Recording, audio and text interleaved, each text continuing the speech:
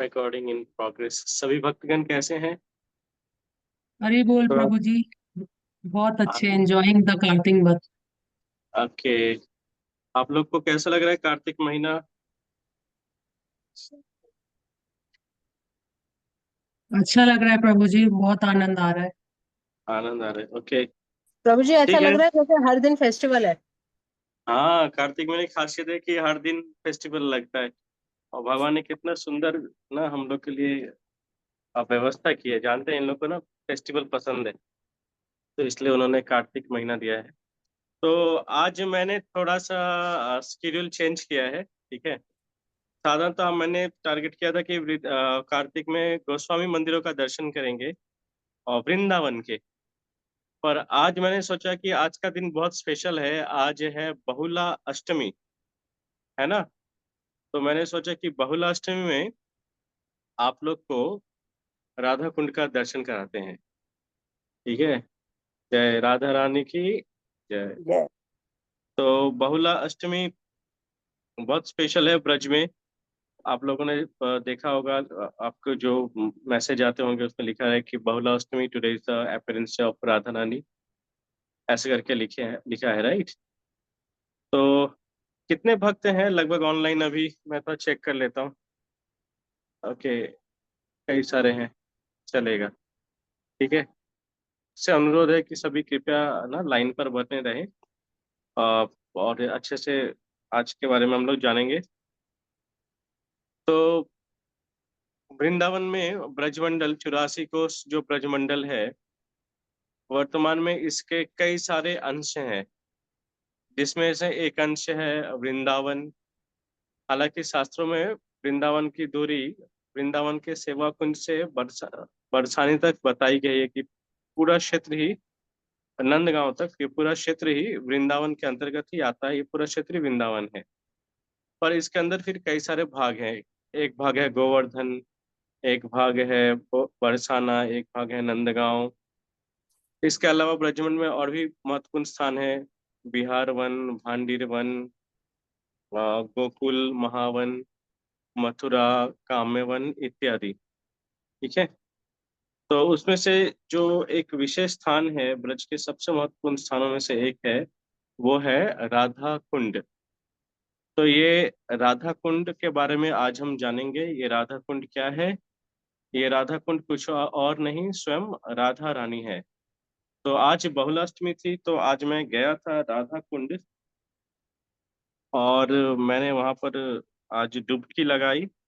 कहते हैं कि कार्तिक महीने में जो बहुलाष्टमी पड़ती है, इस दिन राधा कुंड में डुबकी लगाने से अ, कृष्ण भगवान की विशेष कृपा प्राप्त होती है। तो मैं थोड़ा इसका फाइल जो है राधा कुंड का, वो ट्रांसफर कर लेता हूँ मोबाइल से लैपटॉप में।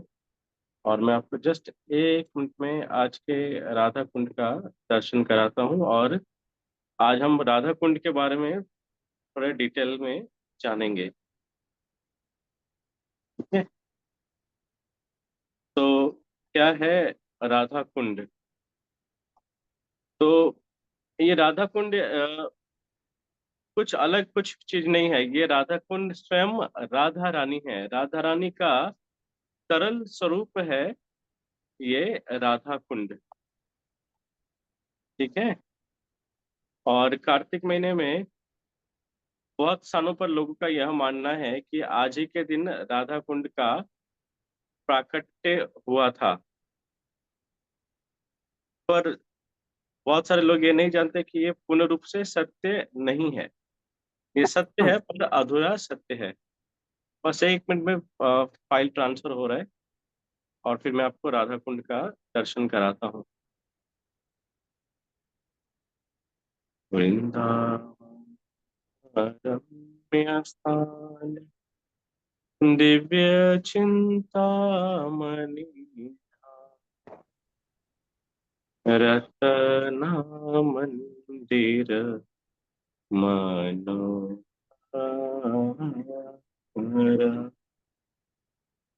वृंदावन रम्य स्थान, दिव्य चिंतामणि, रत्न मंदिर मनोहर। तो ये आ गया ट्रांसफर। मैं अभी फाइल को लॉगिन करता हूँ यहाँ पे, मतलब शेयर करता हूँ स्क्रीन, शेयर स्क्रीन, और चलते हैं राधा कुंड का दर्शन करने। जय जय श्री राम।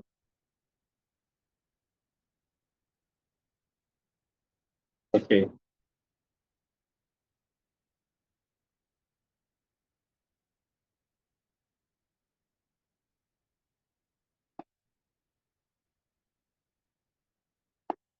तो आप लोग सभी मानसिक रूप से मानसिक रूप से सभी राधा कुंड का दर्शन कीजिए। ठीक है, दर्शन कीजिए अच्छे से, और राधा रानी से प्रार्थना भी कीजिए। राधा कुंड है, और मैंने ये रिकॉर्डिंग आप लोग के लिए की है।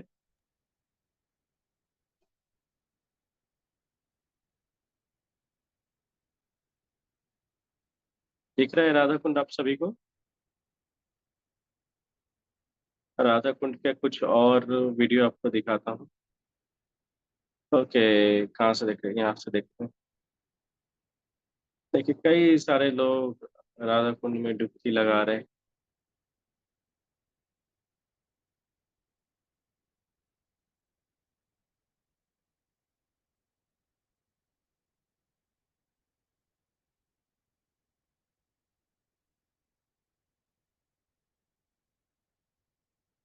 हालांकि अभी भीड़ कम है, मेन भीड़ रात्रि को होगा।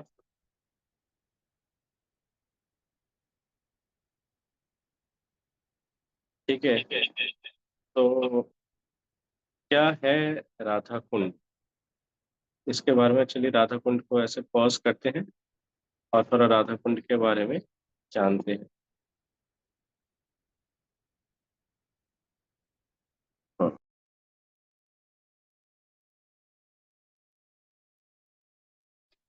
ठीक है। तो राधा कुंड, और एक देख लेता हूँ कोई और एंगल है वीडियो का। श्री राधा श्याम बैठी रहो चंदन के बारे। चलो, ये काफी है। ओके। तो राधा कुंड, तो राधा कुंड के बारे में बता रहा था कि राधा कुंड कुछ और नहीं, स्वयं राधा रानी ही है। जैसे हम और आप एक व्यक्ति हैं, वैसे ही राधा कुंड एक व्यक्ति है। ठीक है, और वे व्यक्ति कौन व्यक्ति हैं? ये स्वयं राधा रानी है। राधा रानी ने अपने आप को सरल रूप में विस्तार करके राधा कुंड के रूप में हमारे सामने उपस्थित हैं। तो राधा कुंड का प्राकट्य कैसे हुआ, इनके बारे में पहले हम जान लेते हैं। तो लगभग आज से 5,000 साल पहले, जब भगवान श्री कृष्ण इस धराधाम पर लीला कर रहे थे, उस दौरान कंस विभिन्न प्रकार से विभिन्न समय पर असुर भेजा करता था इसी वृंदावन में कृष्ण को मारने के लिए, विशेष करके उन स्थानों पर जहाँ पर कृष्ण जाते थे अपने लीलाओं को प्रकट करने के लिए। एक कहाँ चला गया स्क्रीन, घूम जा भाई। एक मिनट, घर आ गया। टर्न टर्न, हाँ इधर टर्न है, सॉरी। हाँ, ओके। तो ये थोड़ा, हाँ। तो कंस जो था, वो विभिन्न प्रकार के असुरों को भेजा करता था कृष्ण को मारने के लिए। और ये असुर सब बहुत मायावी थे। मायावी मतलब वो विभिन्न प्रकार के रूप बदल सकते थे। तो उसमें से एक असुर था, उसका नाम था अरिष्टासुर। अरिष्टासुर, तो ये जो अरिष्टासुर था, इसने सोचा कि मैं एक ऐसा रूप धारण करता हूँ जो जिससे कृष्ण स्वाभाविक रूप से मेरे साथ आकर खेलने लगे, क्योंकि कृष्ण को गाय बहुत पसंद है। तो मैं क्या करता हूँ, बैल के रूप में चला जाता हूँ इस झुंड में, इनके जो गो गायों का झुंड है वहां चला जाता हूँ। और फिर जब कृष्ण सामने आएगा, तब मैं कृष्ण का वध कर दूंगा, ऐसा उसने प्लान किया। और वृंदावन आते हैं, और गोवर्धन के पास जहाँ पर कृष्ण गोचारण के लिए जाते थे, वहां पर आकर अरिष्टासुर बहुत उत्पात मचाने लगा। वो पूरा पेड़ वेड़ को उखाड़ के फेंक रहा था और बहुत उधम मचा रहा था। और ये उसका विशाल शरीर, जो असुर था वो बहुत बड़ा शरीर, बैल के रूप में बहुत बड़ा शरीर बनाकर वो आया था और बहुत उत्पात मचा रहा था। तो ये देखकर जो सखियां थी वो भी डर रही थी और वो तो भाग गई थी उन स्थानों से, वो छिप गई थी। और कृष्ण के सखागण थे वो भी डर रहे थे। तो कृष्ण के सखागण जब डर रहे हैं तो कृष्ण जाते हैं और कृष्ण अरिष्टासुर के साथ भयंकर युद्ध करते हैं और अरिष्टासुर को सिंह पकड़कर उसको उसके साथ युद्ध करते हैं और उसका वध कर देते हैं। कुछ प्रहार में, केवल मात्र कुछ प्रहार में कृष्ण उसका वध कर देते हैं। जब उसका वध हो जाता है तो कृष्ण का जय जयकार होने लगता है। कृष्ण के सखागण बहुत खुश होते हैं, जय जयकार करते हैं।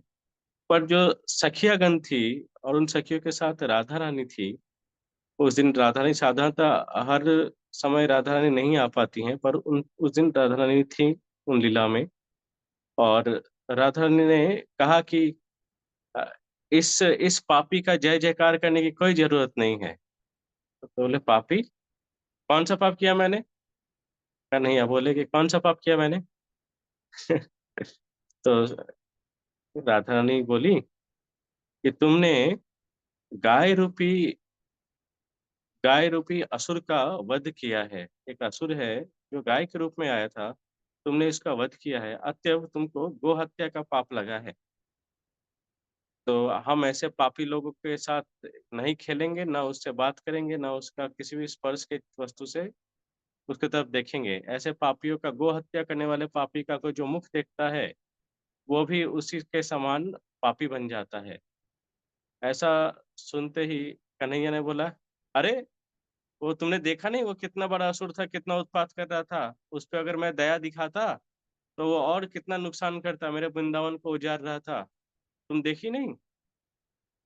तो बोले हम कुछ नहीं जानते, तुमने गाय रूपी असुर का वध किया है, तुमको गो हत्या का पाप लगा, तुम जाके संसार के सभी तीर्थों कुंडों में स्नान करके आओ, तभी एकमात्र तुम्हारा पाप कटेगा और उसके बाद ही हम तुमसे बोलेंगे खेलेंगे, उसके पहले हम तुमसे बात नहीं करेंगे।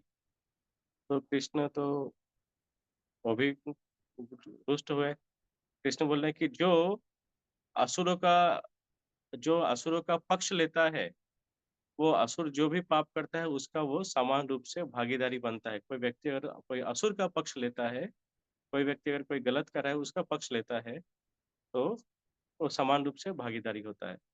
तो ये सुनकर तो फिर कन्हैया बोले मेरा क्या है, मेरा तो पाप, वो तो मैं अभी धो देता हूँ। ठीक है। ऐसा कहते हुए बोले कि देखो, आ, मैं तो वृंदावन के बाहर नहीं जाता।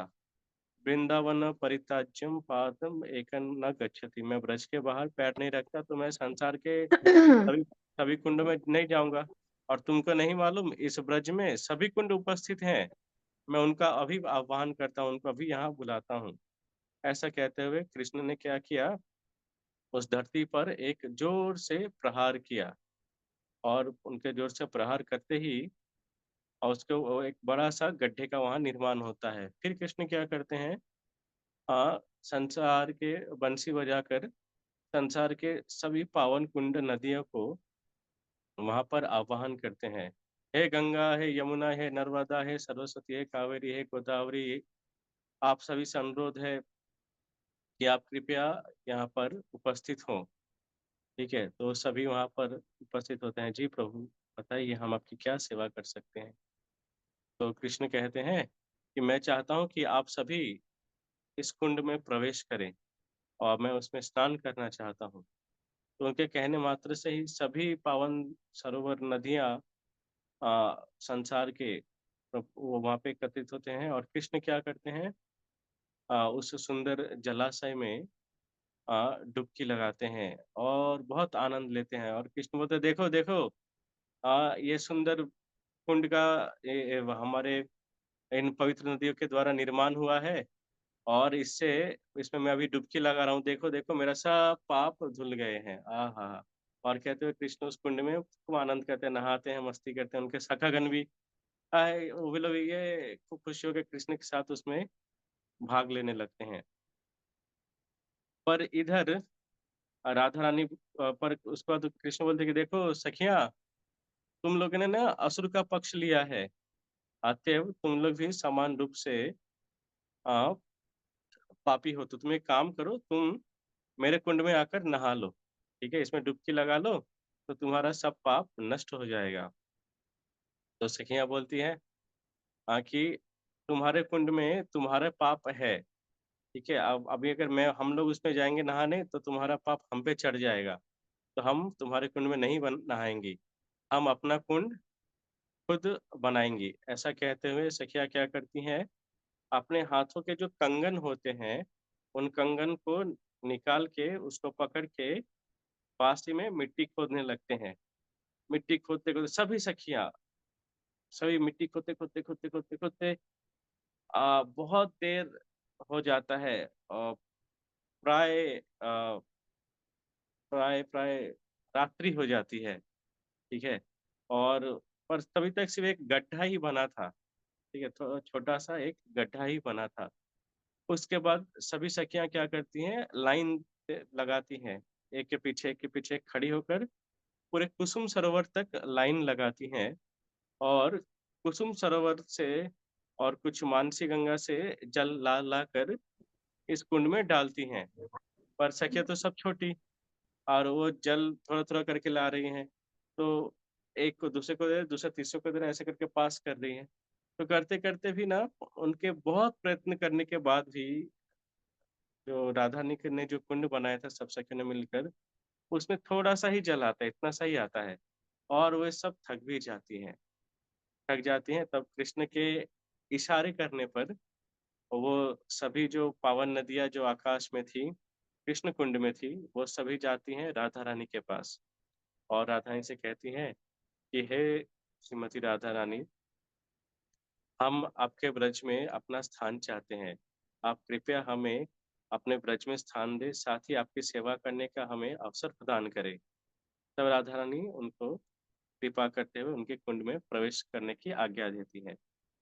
तो तो राधा रानी और सखियों ने मिलकर जिस कुंड का निर्माण किया था अपने कंगन से, उस कुंड का नाम होता है कंगन कुंड। तो राधा कुंड के ठीक बीचों बीच ये कंगन कुंड है, जो लगभग अम, लगभग 100 फुट पानी के अंदर है, ठीक है। कहते हैं कि ये कंगन कुंड जो है, ये ना पूरा रत्न से बना हुआ है, मतलब बहुत सुंदर है, दिव्य है ये कंगन कुंड। तो कंगन कुंड का निर्माण होता है, राधा कुंड का निर्माण होता है, तो सब जल उसमें एकत्रित हो जाते हैं। तो सखिया उसमें डुबकी लगाने जाएंगे, उसके पहले ही कन्हैया जाके उसमें फिर डुबकी लगाते हैं। और इसके बाद सब सखियां उसमें डुबकी लगाती हैं, और राधा कुंड की जय हो, श्याम कुंड की जय हो, ऐसे करके सब जय जयकार करते हैं। फिर कृष्ण कहते हैं कि कोई अगर राधा कुंड में डुबकी लगाएगा तो उसे संसार के सभी नदियों का स्नान करने का फल प्राप्त होगा। और इतना ही नहीं, कोई अगर राधा कुंड में डुबकी लगाएगा तो उसे मेरा प्रेम प्राप्त होगा, ठीक है, वो मेरा बहुत प्रिय होगा। और फिर कहते हैं तो वो मेरा बहुत प्रिय होगा, ऐसे करके कृष्ण कहते हैं। शास्त्रों में वर्णन है कि कोई अगर हिमालय में 1,000 साल तक रहे, हिमालय सबसे पवित्र पर्वतों में से एक है, महान पर्वत है। तो कोई कहते हैं कि कोई लगातार हिमालय में 1,000 साल तक रहे, कोई काशी में, भगवान शिव की नगरी काशी में 1,000 साल तक निवास करे, कहते हैं काशी में कोई मरता है तो उसे आ संग संग मोक्ष की प्राप्ति हो जाती है, ठीक है। तो कोई काशी में 1,000 साल तक रहे, और कोई गंगा में लगातार 1,000 साल तक डुबकी लगाए, ठीक है, तो इनका जो फल होता है वो केवल राधा कुंड के एक बार आचमन करने से प्राप्त हो जाते हैं। तो राधा कुंड का कोई अगर एक बार आचमन करे तो इस फल इसकी प्राप्ति होती है। ठीक है, कोई सुन भी रहा है क्या? मुझे लग रहा है मैं अकेला बोल रहा हूँ। जी प्रभु जी, हरे कृष्ण। सुन रहे हैं हाँ प्रभु जी। हाँ। यस प्रभु जी। तो कहीं पे अगर आप लोगों को अच्छा लगे तो थोड़ा जय जयकार कर देना बीच से, नहीं तो मुझे लग रहा है मैं अकेला बात कर रहा हूँ। ठीक है, हरि कोई बोल। बात नहीं। तो कोई अगर एक बार आचमन करता है तो उसे न इतना दिव्य कृपा प्राप्त होती है। इसके अलावा राधा कुंड के पास पास बहुत सारे ठाकुर जी की दिव्य लीला स्थलियां हैं। तो मैं आपको पिक्चरों के माध्यम से ना इन सब लीला स्थलियों के दर्शन कराता हूँ। मैं पहले राधा कुंड के किनारे बहुत दिन रहा, तो उस दौरान वहाँ पे जितनी ठाकुर जी की लीला स्थलियां हैं राधा कुंड, उन सबों का मैंने दर्शन किया था। तो हाँ, तो मैं ये देखिए, तो ये ना राधा कुंड के ये प्राकट्य के बारे में ये लीला है। उसके उपरांत क्या हुआ, कालक्रम में ये राधा कुंड श्याम कुंड दोनों विलुप्त हो गए थे।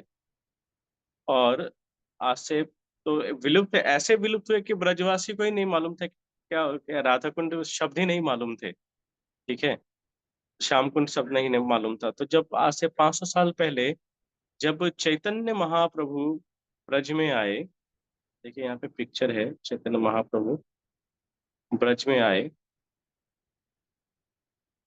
मैं स्क्रीन शेयर करता हूँ आपके साथ।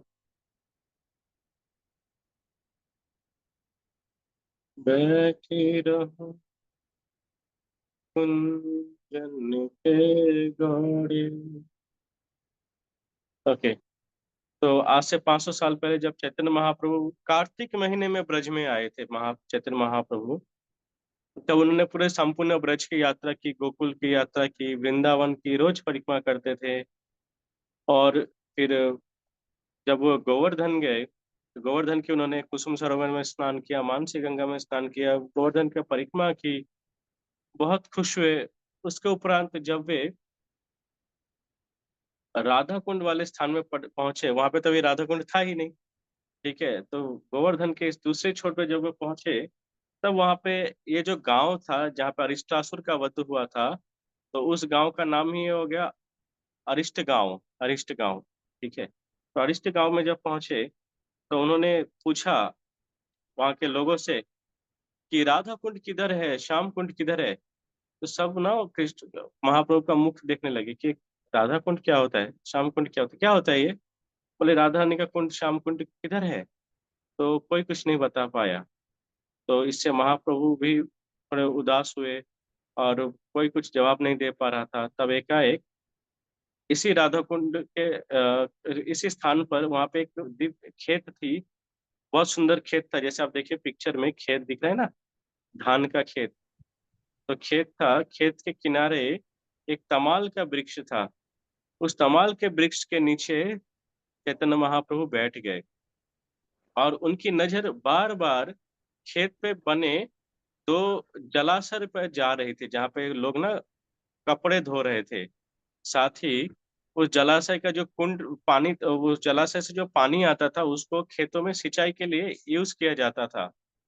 तो उन्होंने वहां पर बैठे वहां पे लोगों से पूछा कि ये जल कहाँ से आ रहा है। तो बोल रहा है ये जल यहाँ पे एक प्राकृतिक एक कुआं जैसा है, छोटा सा कूप जैसा है, उस कूप से जल आता है, उसी से हम लोग खेतों की सिंचाई करते हैं।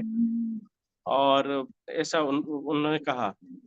तो फिर जब चैतन्य महाप्रभु संभाल के वृक्ष नीचे के बैठे करके जब चिंतन करने लगे, तब उन्हें दिव्य राधा कुंड और श्याम कुंड का दर्शन हुआ। जो तो लोगों से पूछा था कि ये जो कुंड है, इससे जो कूप है, इससे जल आ रहा है, इसका नाम क्या है। तो एक ने बोला ये काला कूप है क्योंकि इसका जल थोड़ा काला काला है। और एक श्याम कूप है, सॉरी गोरा है, तो इसका काला और गोरा, ऐसा उन लोगों ने राधा कुंड और श्याम कुंड का ऐसे ही नाम रख दिया था। यार एक काला कूप से पानी लेके आओ, खेत में सिंचाई करो, इस तरह से। पर महाप्रभु जब गए और उन्हें जब ध्यान किया थोड़ा, तो उन्हें संग संग अनुभूति है कि एक कोई काला कूप और गोरा कूप नहीं है, ये राधा कुंड और श्याम कुंड है। और वो उस कूप में ही वो छलांग लगा दिए, मतलब थोड़ा सा ही था, गड्ढे जैसा था, उसमें महाप्रभु उछल उछल गए, उसमें वो गिर गए और उसमें जल कीचड़ लेकर ऐसे अपने तिलक करने लगे। जय राधे जय श्री श्याम, जय राधे जय श्री श्याम, राधा कुंड की जय, श्याम कुंड की जय कहकर उन्होंने कहा कि ये जो जलाशय है, ये जलाशय स्वयं राधा कुंड है और ये श्याम कुंड है। ठीक है। और फिर उनका जब विस्तार किया गया, वहां पे जब और थोड़ा विस्तार किया गया तो उन्हें वहां पर राधा रानी का जो कंगन कुंड था उसकी वहां पर प्राप्ति हुई। ठीक है। तो फिर महाप्रभु के आदेश पर उस स्थान को सुंदर से राधा कुंड और श्याम कुंड के एक एक तालाब जैसा उस स्थान का विस्तार किया गया। ठीक है। और आगे चलकर चैतन्य महाप्रभु ने आ, चैतन्य महाप्रभु के रूप सनातन गोस्वामी को तो ब्रज में भेजा था, वो ब्रज की बहुत सारी लीला स्थलों का पुनरुद्धार का कार्य कर रहे थे। और आगे चलकर रघुनाथ दास गोस्वामी जो जगन्नाथपुरी में महाप्रभु के संग थे, महाप्रभु के तिरोभाव के बाद महाप्रभु जो इस धराधाम को छोड़ के चले गए, तो वे ब्रज आ गए थे रूप गोस्वामी सनातन गोस्वामी के पास। पर रूप गोस्वामी सनातन गोस्वामी के पास आकर भी उनको बहुत विरह होता था राधा कुंड का, चैतन्य महाप्रभु का बहुत विरह होता था। तो वो रोने लगते थे, यहाँ तक कि आत्महत्या करने तक का प्रयास करते थे, विरह वेदना को वो सहन नहीं कर पाते थे। तो रूप गोस्वामी सनातन गोस्वामी इससे काफी चिंतित थे। आते उन्होंने कहा रघुनाथ दास गोस्वामी के, हे रघुनाथ, आप राधा कुंड चले जाओ और गोवर्धन का नित्य दर्शन करो। ये गोवर्धन स्वयं कन्हैया है, चैतन्य महाप्रभु हैं, इनका दर्शन करने से तुम्हारा विरह वेदना कम होगा और राधा कुंड के तीर में बैठकर तुम भजन किया करो। तो रघुनाथ दास गोस्वामी को वो भेजते हैं। कौन भेजते हैं? हमारे प्रिय रूप गोस्वामी सनातन गोस्वामी उन्हें राधा कुंड के किनारे भेजते हैं, रघुनाथ दास गोस्वामी को। तो अभी हम लोग क्या करते हैं, रघुनाथ दास गोस्वामी की समाधि का भी दर्शन करते हैं। ओके।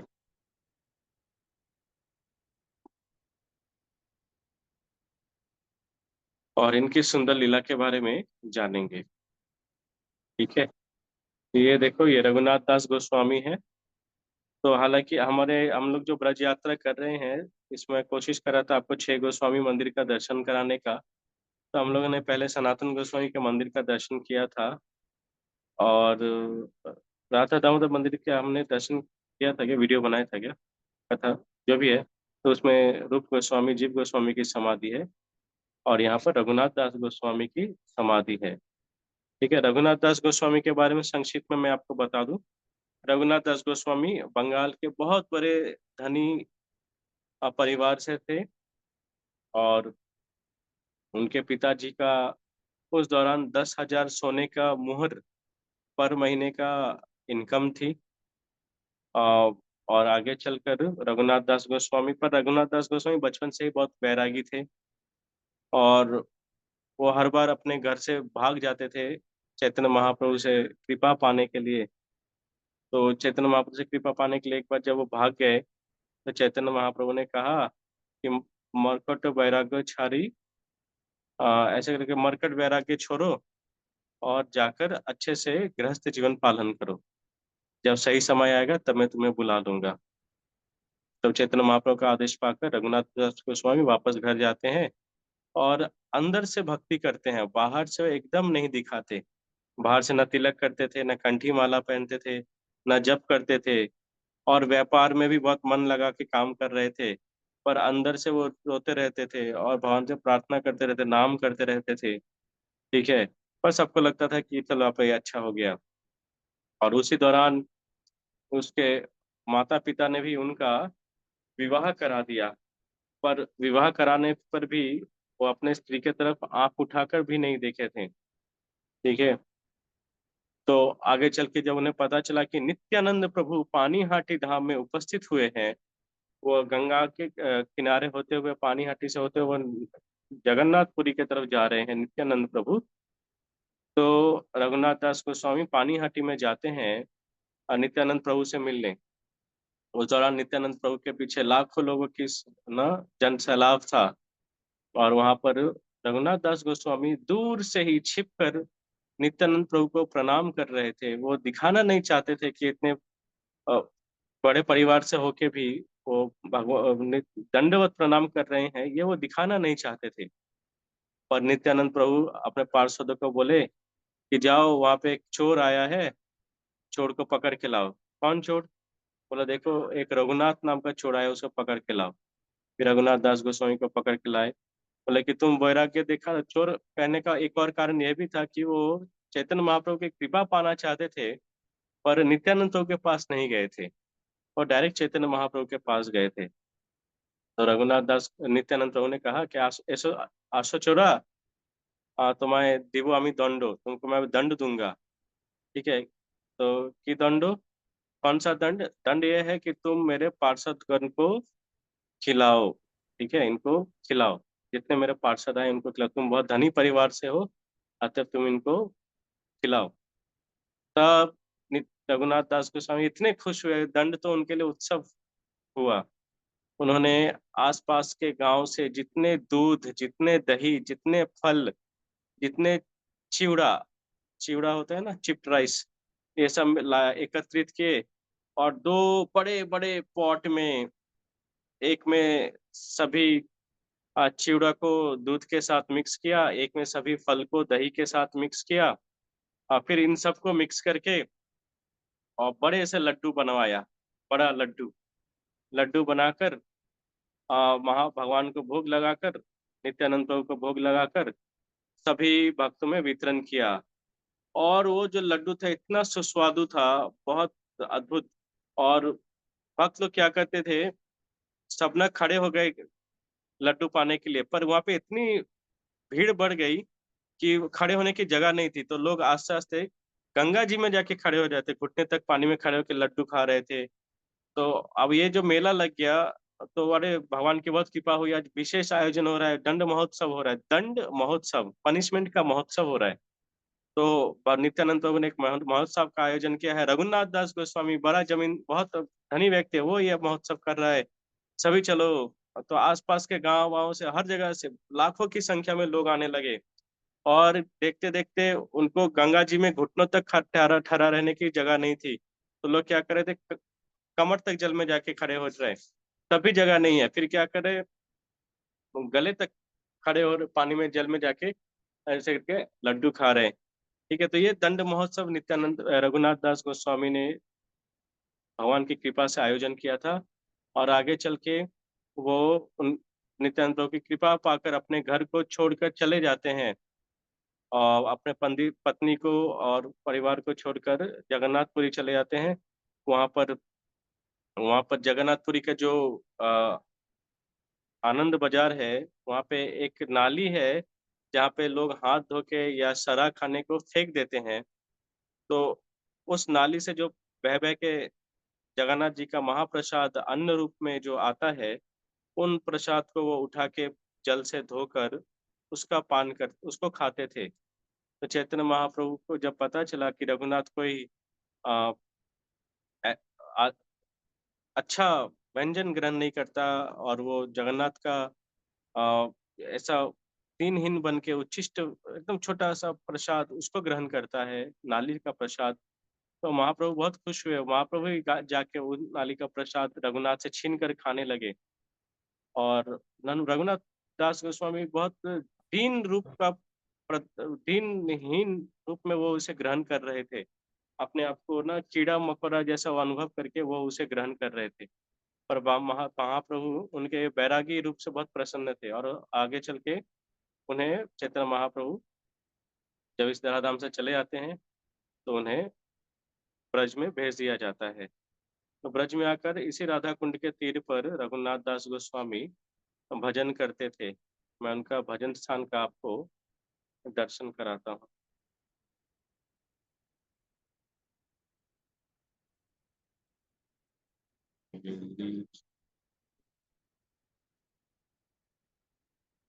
तो रघुनाथ दास गोस्वामी, एक बार क्या हुआ, रघुनाथ दास गोस्वामी इस राधा कुंड के तीर पर जब भजन कर रहे थे, तब एकाएक, तो भजन करने में वो इतने मग्न हो गए, इतने मग्न हो गए कि उन्हें एकदम देह भान नहीं था। ठीक है। और उधर रूप गोस्वामी सोचे कि रघुनाथ क्या कर रहा है, राधा कुंड में मैं जाके थोड़ा देख के आता हूँ। तो रूप गोस्वामी जब आए तब वो देख रहे हैं कि गर्मी है, तेज गर्मी है, और तेज गर्मी में आ, राधा कुंड के तीर पर आ गया वो चित्र।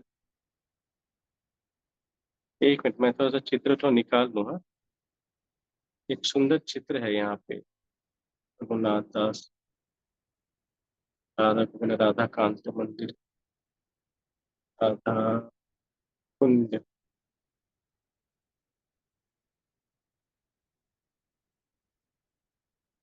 राधा कुंज बिहारी रघुनाथ दास। ओके, चलो ये पिक्चर ही दिखा देते हैं। तो रघुनाथ दास गोस्वामी राधा कुंड के तीर पर भजन कर रहे हैं, और रूप गोस्वामी आए आए हैं, आते हैं, और वो देखते हैं कि रघुनाथ दास गोस्वामी भजन करने में बहुत व्यस्त है। और इसमें, इस चित्र में वो वाला पार्ट नहीं है जो मैं दिखाना चाह रहा था। तो उस दौरान ये जंगल था, तो वो जप करने में इतने मग्न है कि उसको, उनके शरीर से बहुत तेज पसीना गिर रहा है। ठीक है, और उनको पसीना ना गिरे, उनको धूप ना लगे, उनके जप में बाधा ना आए, तो स्वयं राधा रानी वहां पर उपस्थित होती हैं और अपने आंचल से उनको शैडो देती हैं, शैडो प्रदान करती हैं। एक मिनट में थोड़ा सा देख लेता हूँ किस फोल्डर में। दास कविराज गोस्वामी कुंडेश्वर महादेव, हे राधे श्याम, गोपी कुंड,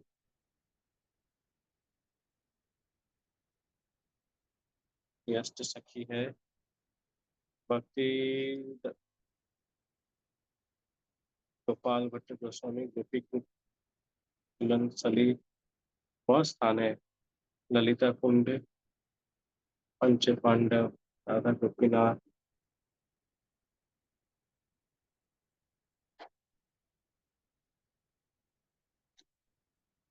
हे श्री राधे। एक बहुत सुंदर चित्र है। ओके, हाँ, ये इसमें इसमें आप देख सकते हैं। आगे थोड़ा और इधर करता हूँ। हाँ, ये रहा। तो देखिए, ये रघुनाथ दास गोस्वामी जप कर रहे हैं। ठीक है, ये जप करने में इतने मग्न है राधा कुंड के तीर पर। तो स्वयं राधा रानी आके क्या करती है, अपने आंचल से उनको छाव देती है, जिससे कि उनके जप में बाधा ना पड़े। और जब रूप गोस्वामी आते हैं तो आकर देख बोलते हैं उन्हें, ये रघुनाथ। तो जब जैसे रूप गोस्वामी यहाँ पे आते हैं तो राधा रानी अंतर ध्यान हो जाती हैं, राधा रानी वहां से अंतर ध्यान हो जाती हैं। तो रूप गोस्वामी बोलते हैं कि रघुनाथ, तुम शीघ्र ही कुटिया बनाओ। क्यों गुरुदेव? बोलते हैं कि देखो, हम लोग ना राधा रानी की सेवा करने आए हैं, उनसे सेवा लेने नहीं। तुम जो इतना भजन कर रहे हो, तुम अपने शरीर बोध को भूल गए हो, और तुमको कष्ट होता देख राधा रानी स्वयं आई थी, और उन्होंने अपने आंचल से तुम्हें छांव प्रदान की। तुम्हें विश्वास नहीं होता तो तुम देखो पीछे मुड़कर। तब जब रघुनाथ दास गोस्वामी पीछे मुड़ते हैं, तो ये कैसे हो रहा है? ओके, जब रघुनाथ दास गोस्वामी पीछे मुड़ते हैं तो उन्हें आ, राधा रानी के चरण चिन्ह दिखते हैं यहाँ पर ना। वो जो उनका पसीना जो गिरा था धरती पर, उस पसीने से थोड़ा कीचड़ जैसा बन गया था। और एक्चुअली वो पसीना उनका तो बाद में गिरा, उनका नहीं गिरा। पर राधा रानी इतने देर से जो पकड़ के थी आंचल, तो राधा रानी का पसीना गिरा था यहाँ पर। और उस पसीने से राधा रानी के पैर के नीचे गीला हो गया था मिट्टी, और उस पर राधा रानी के चरण चिन्ह बन गए थे। तो भक्त को छाव ना लगे, और भक्त को धूप ना लगे, इसे राधा रानी ने अपने छाव दिया, और तीव्र उन्होंने कष्ट सहा। तो ये दिव्य लीला इसी राधा कुंड के तीर पर प्रकट हुआ था। एक और बार उन्होंने देखा कि रघुनाथ दास गोस्वामी जप करने में इतने मग्न है, और पास में ही शेर पानी पीने आया है। और राधा कुंड में शेर पानी पीने आया है, और कन्हैया सोच रहे हैं कि ये जो शेर है, ये स्क्रीन में दाग कैसे हो गया, फिर से इसको स्टॉप करता हूँ। तो हाँ, तो वो सोच रहे हैं कन्हैया ये जो शेर है, ये शेर ना रघुनाथ दास गोस्वामी पे हमला ना कर दे, इसलिए कन्हैया क्या कर रहे हैं, देखो यहाँ पे लाठी लेकर कन्हैया यहाँ पर खड़े हैं कि अगर इस शेर हमला करेगा रघुनाथ दास गोस्वामी तो मैं उसे बचाऊंगा। तो यहाँ पे रूप गोस्वामी फिर देख लेते हैं कन्हैया को, और कन्हैया वहां से अंतर्ध्यान हो जाते हैं। ठीक है। तो ये रघुनाथ दास गोस्वामी इसी राधा कुंड के तीर पर भजन करते थे। एक बार क्या हुआ, राधा रघुनाथ दास गोस्वामी ने नोटिस किया कि धीरे धीरे राधा कुंड के तीर पर बहुत सारे लोग आने लगे हैं, यहाँ पर रहने लगे हैं, और वो इस कुंड का भी थोड़ा थोड़ा प्रयोग करने लगे हैं। आते वो रघुनाथ दास गोस्वामी ने सोचा कि ये जलाशय तो, ये कुंड तो छोटा है, और हो सकता है कालोक्रम में ये कुंड फिर विलुप्त हो जाए। अतः मुझे इस कुंड की रक्षा करनी चाहिए, इसे विस्तार करना चाहिए। पर धन कहाँ से आएगा, ऐसा विचार करते हुए वो थोड़ा चिंतित हो गए थे। पर उन्होंने सोचा कि अरे मुझे चिंता करने की जरूरत नहीं, ठाकुर जी कुछ व्यवस्था करेंगे। ऐसा चिंता करके वो अपने जप में ध्यान देने लगे। इधर इधर बद्रीनाथ धाम में, चार धाम है ना बद्रीनाथ धाम, बद्रीनाथ धाम में एक व्यक्ति वो गया था भगवान बद्रीनाथ का दर्शन करने, और वो अपने साथ बहुत धन लेके गया था कि वो ना वो धन वहां पर दान कर देगा। पर वहां पर क्या हुआ, वहां पर जब वो रात्रि को सो रहे थे तो उनके सपने में भगवान बद्रीनाथ आते हैं, और भगवान बद्रीनाथ आकर उनसे कहते हैं कि भगवान बद्रीनाथ आकर उनसे कहते हैं कि तुम शीघ्र ही वृंदावन जाओ, वृंदावन में राधा कुंड नाम का एक स्थान है, वहां जाओ, और वहां पर रघुनाथ दास गोस्वामी नाम के एक बहुत बड़े भक्त हैं, तुम उनको ये धन दे दो। उनको उनको ये धन राधा कुंड के विस्तार के लिए आवश्यक है। फिर वो धनी व्यक्ति सभी धन को लेकर वृंदावन में राधा कुंड के पास आता है, और रघुनाथ दास गोस्वामी को सब धन देते हुए उनसे कहता है कि भगवान बद्रीनाथ ने ये धन आपके लिए भेजा है, आप इससे कुछ विशेष कार्य करना चाहते हैं, आप कृपया उस कार्य को पूर्ण करें। फिर उस धन से रघुनाथ दास गोस्वामी जीव गोस्वामी के मदद से इस राधा कुंड का, आज के जमाने में जो हम राधा कुंड देख रहे हैं बहुत बड़ा राधा कुंड श्याम कुंड, इसका वो विस्तार करते हैं, सुंदर घाट बनाते हैं पत्थरों का, और कुंड कंगन कुंड की सुंदर से संरचना, फिर जलाशय जल से इसको भरकर विस्तार किया जाता है। ठीक है, और पास में ही श्याम कुंड का भी निर्माण करते हैं। श्याम कुंड के भी ऐसे करके सुंदर करके राधा कुंड और श्याम कुंड दोनों का विस्तार करते हैं। है, ठीक है। तो श्याम कुंड का जब विस्तार कर रहे थे तो उस समय कुछ घटना घटती है, और क्या क्या घटना घटती है तो अभी अब मैं आपको बताता हूँ, एक एक करके थोड़ा बताता हूँ।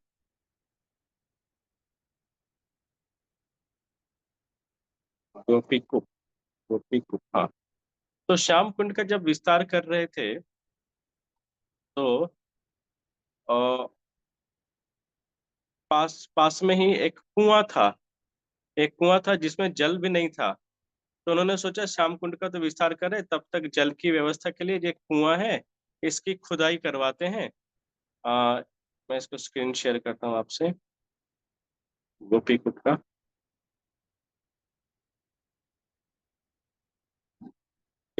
Share screen.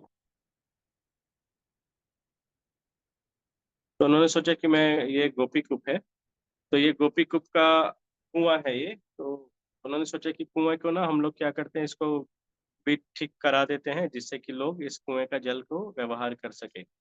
पर जब कुएं के अंदर खुदाई की जाती है तो उन्हें कुएं के भीतर बहुत सारे पत्थर थे। तो जो कारीगर थे वो पत्थरों पे जैसे ही प्रहार करते हैं तो एक पत्थर से खून निकलने लगता है।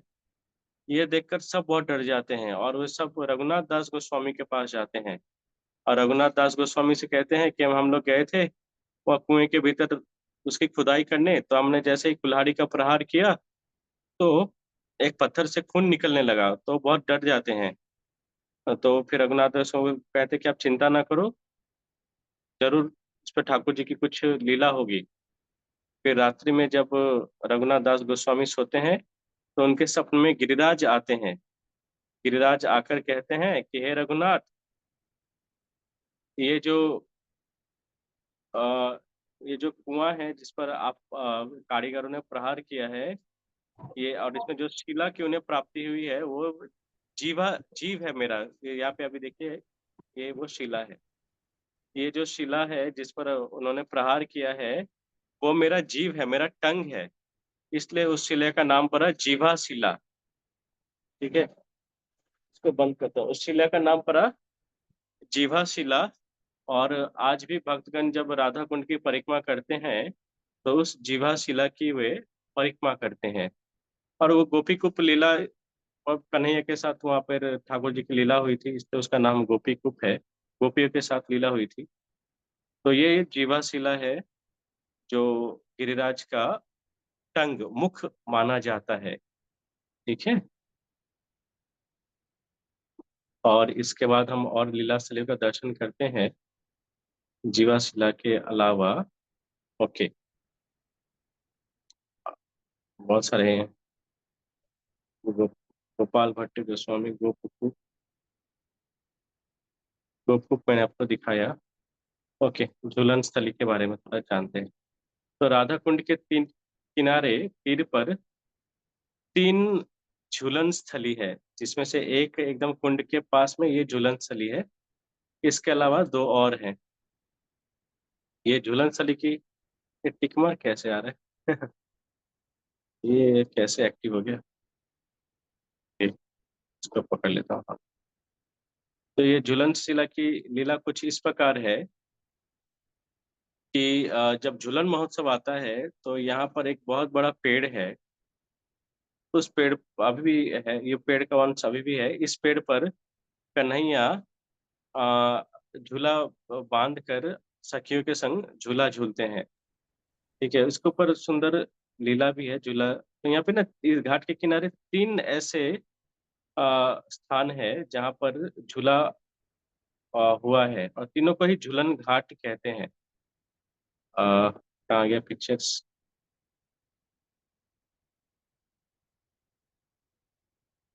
ब्रजमंडल फोटोग्राफी, ब्रज राधा कुंड, झूलन घाट, झूलन स्थली। तो तीन ऐसे झूलन स्थली है। अ, तो एक बार क्या हुआ था, एक जो झूलन स्थली है उसमें वो ये वो दूसरा साइड में है। उसमें क्या होता है, कन्हैया राधा रानी सखियां जब झूला झूल रही थी तो कन्हैया आ जाते हैं। कन्हैया आ जाते हैं, वहां पे एक बहुत बड़ा पेड़ है, उस पेड़ के में झूला बांधकर सखियां झूला झूल रही थी। तो कन्हैया वहां आ जाते हैं, आते ही सखियां बोलती हैं, खबरदार खबरदार, तुम हमारे पास नहीं आना। हाँ, तो क्यों, क्या किया मैंने? तो बोलते हैं कि तुम क्या करते हो, तुम बहुत जोर जोर से झूला झूलते हो और हमें बहुत डर लगता है, तो हम तुम्हारे साथ झूला नहीं झूलेंगी। ऐसा करके सब सखिया क्या करते हैं, कन्हैया को मना करते हैं कि करीब आने से। तो कन्हैया बोलते हैं, अरे तुम लोग झूला झूलो, मैं झूला झूलने नहीं आया। ठीक है, मैं तो तुम लोग से बात करने आया हूँ। क्या बात है, जो भी बात करने है, दूर से बात करो। अरे हाँ हाँ, दूर से बात करेंगे। ठीक है, ऐसे करके कन्हैया क्या करते, तो बोलते कि सुनो, अरे ये गोपियाँ तो बेकार में किशोरी जी को भड़काती रहती हैं। किशोरी जी, तुम मेरी बात सुनो। जानती हो कल, ऐसे करके फिर कृष्ण क्या करते हैं, किशोरी जी को बातों में फंसाने लगते हैं। वो बोलते कि जानती हो, कल मैं ना उधर गोचारण करने गया था, वहां पे बहुत असुर आ गए थे। और तो राधा बोलती, कौन सा असुर आ गया था? अरे वो एक और असुर था, अदृश्य हो जाता था, ऐसे कुछ कुछ वो बना बना कर कन्हैया बोलने लगे। और तो अदृश्य हो जाता था, मैं उसे देख ही नहीं पा रहा था। फिर तूने उसे कैसे पकड़ा? तो फिर राधा रानी ऐसा पूछते, तो कन्हैया बोलते, अरे फिर क्या, मैं एकदम एक जगह शांत हो गया, फिर मैं धीरे धीरे उसके पास ऐसे बढ़ा। तो ऐसे बोलते हुए कृष्ण क्या करे, धीरे धीरे सचमुच करके ना राधा रानी के जो झूलन है उसके पास बढ़ गए। ठीक है, मैं फिर धीरे धीरे उसके पास बढ़ा, और फिर मैंने क्या किया, मैं उसके झूले पर मैं बैठ गया। सॉरी, मैं फिर उस जो असुर को पकड़ के और मैंने उसको पिटाई की और उसको मार दिया, फिर मैं उसके छाती पे बैठ गया। ऐसा कहते हुए कृष्ण क्या करते हैं, राधा रानी के झूले के ऊपर ही बैठ जाते हैं। बात करते करते बैठ जाते हैं धीरे धीरे। और फिर क्या करते हैं, पैर से झूले को थोड़ा थोड़ा झुलाने लगते हैं, पैर को जोर से झुलाते हैं।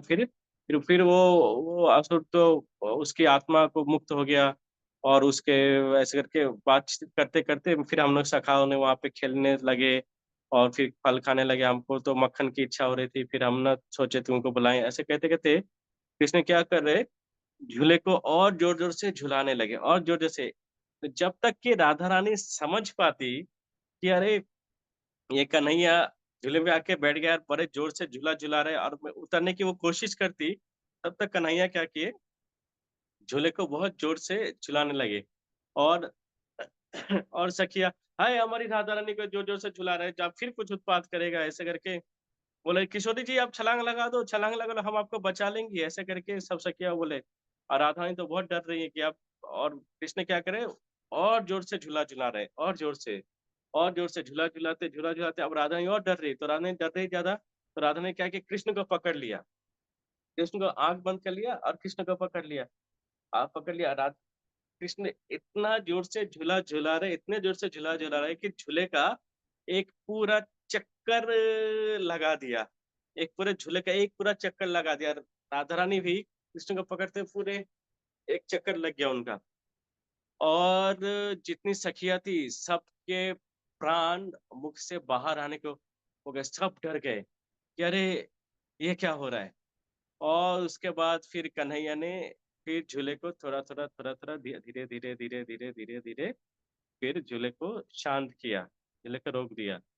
पर राधा रानी एकदम कन्हैया को नहीं छोड़ी, नहीं उतरते, वो लोग बहुत डर गए कि नहीं उतरी, और राधा रानी छोड़ नहीं रही। और ये देख के सब सखियां बहुत हंस रही हैं। तो इस प्रकार से ना कन्हैया इस कुंड के किनारे बहुत सारे सुंदर लीलाओं को प्रकट किए करते हैं। ठीक है, मैं थोड़ा थोड़ा कुछ लीलाओं को प्रकट करता हूँ। अच्छा, एक और लीला है, जो अभी जो झूलन लीला जो स्थली का जो पिक्चर में दिखा रहा था ना आपको, फिर से दिखा देता हूँ। तो यहाँ पे एक सुंदर लीला इस घाट पर हुआ था। इस कहाँ गया, ये जो झूलन है, यहाँ पे क्या होता है, जब राधा रानी कृष्ण कहीं पे लीला करना चाहते हैं तो वृंदा देवी उस स्थान को बहुत सुंदर से संवारती हैं, बहुत सुंदर से सजाती हैं। ठीक है, वो बहुत ज्यादा सुंदर से, तो यहाँ पे कुछ सुंदरता पता ही नहीं चल रही, बहुत सुंदर से सजाती हैं। और सखियां क्या करती हैं, एक दिव्य झूले का निर्माण करते हैं। वो झूले का कैसा क्वालिटी था, साधारणतः झूले में तो एक या दो व्यक्ति के बैठने का व्यवस्था होता है ना, पर सखियां एक लोटस का झूला बनाती है, एक बहुत बड़ा लोटस का झूला बनाती हैं। ठीक है, और उस लोटस के झूले में क्या होता है, उस लोटस के झूले में उसके जो लोटस के 8 पेटल्स होते हैं, उसमें 8 पेटल्स होते हैं, और उस 8 पेटल्स में अष्ट मंजरियां बैठती हैं, अष्ट सखियां बैठती हैं। श्री ललिता, श्री विशाखा, श्री चित्रा, श्री चंपकलता, श्री तुंगा विद्या, श्री इंदुलेखा, श्री रंगा देवी, श्री सुदेवी उस लोटस में बैठती हैं। और उसके बीचों बीच राधा रानी और कृष्ण बैठते हैं। ठीक है, और उसके बाहरी वाले जो पेटल्स है उसमें मंजरीगण बैठते हैं।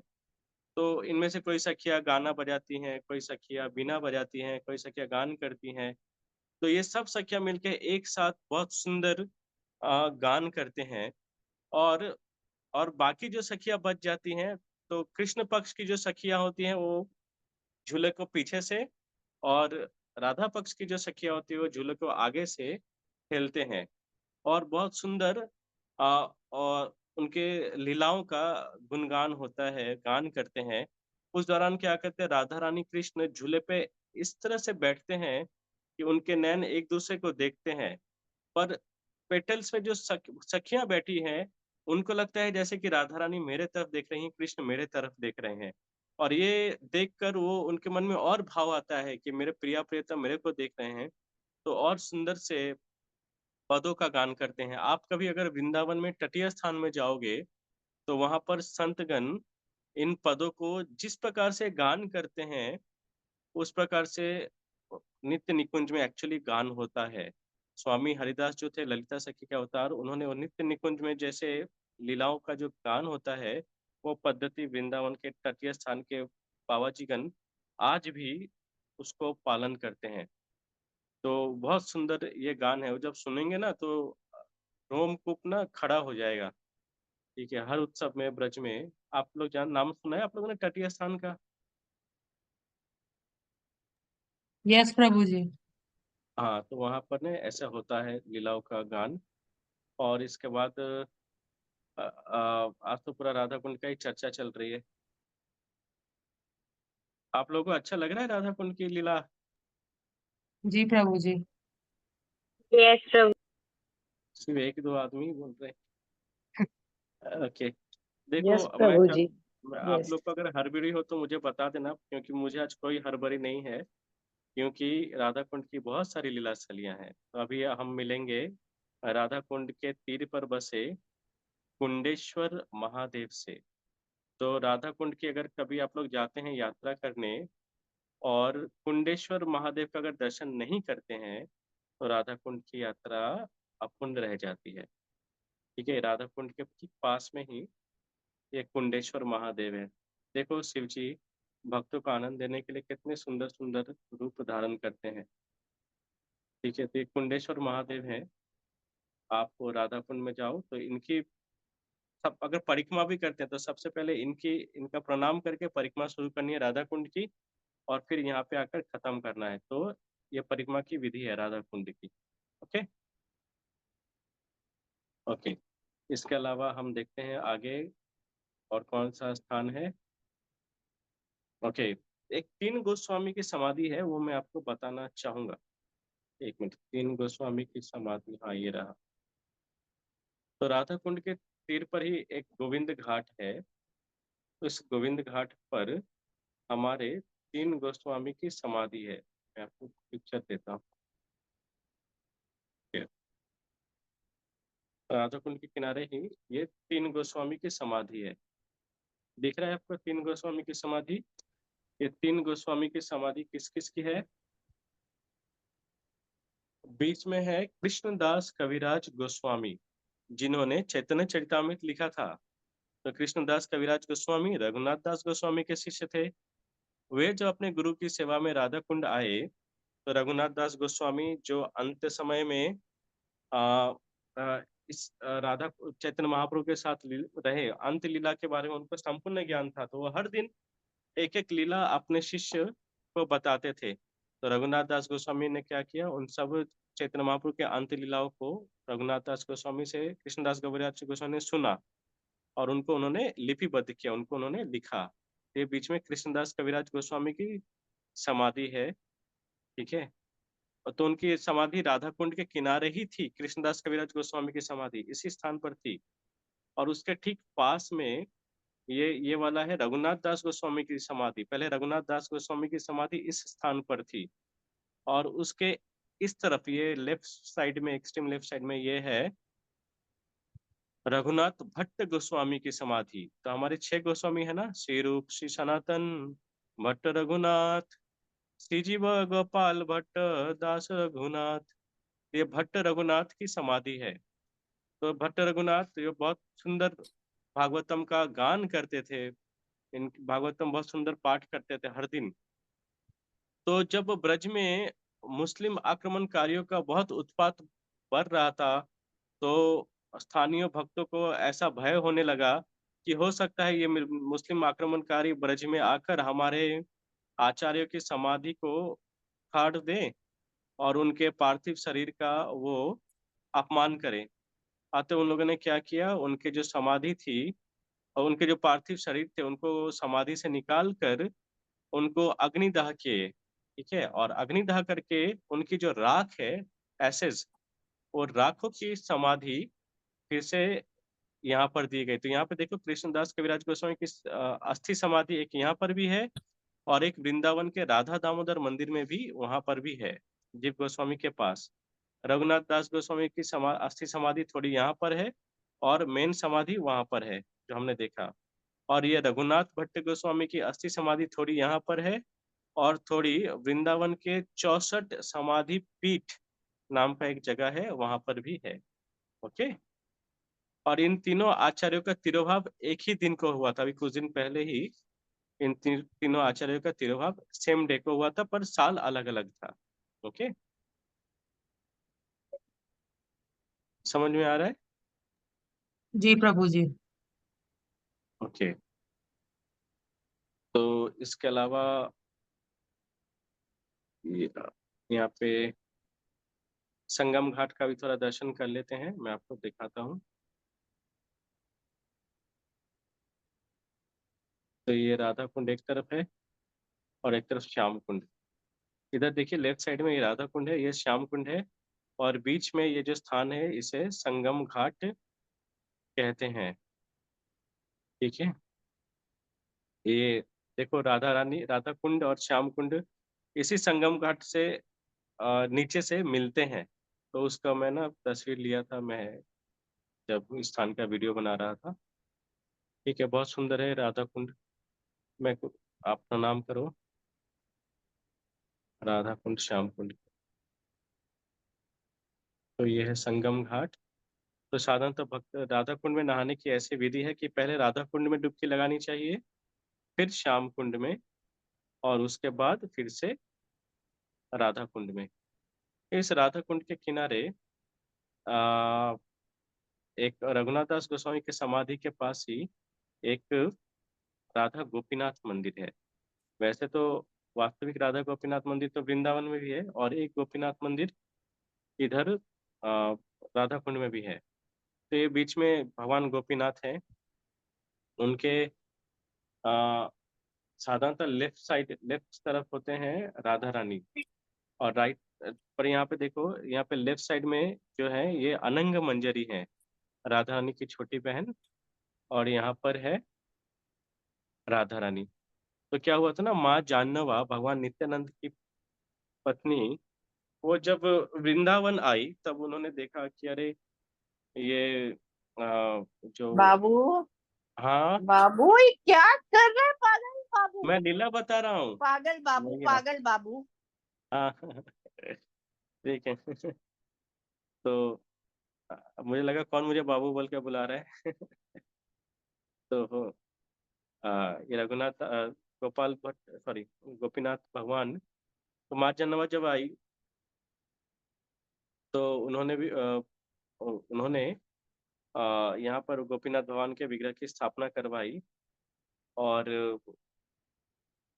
उनके जो कारीगर थे उन्होंने कहा कि एक सुंदर तुम ना ये जो राधा रानी है बहुत छोटी हैं, आप ना एक सुंदर विग्रह निर्माण करो राधा रानी का, थोड़ा बड़े वाला। तो उनके जो कारीगर थे वो वो माँ जाननवा के ही भक्त थे, अतः उन्होंने क्या किया, माँ जाननवा के आकृति का, शक्ल का ही राधा रानी उन्होंने बना दिया और फिर उनकी स्थापना हो गई। तो फिर आचार्य ने निष्कर्ष निकाला कि उनको नहीं हटाएंगे, जरूर इसमें ठाकुर जी की कोई इच्छा है। तो यहाँ पे माँ जाननवा का घाट भी है, जाननवा घाट शिवा मंदिर में, माँ जाननवा घाट।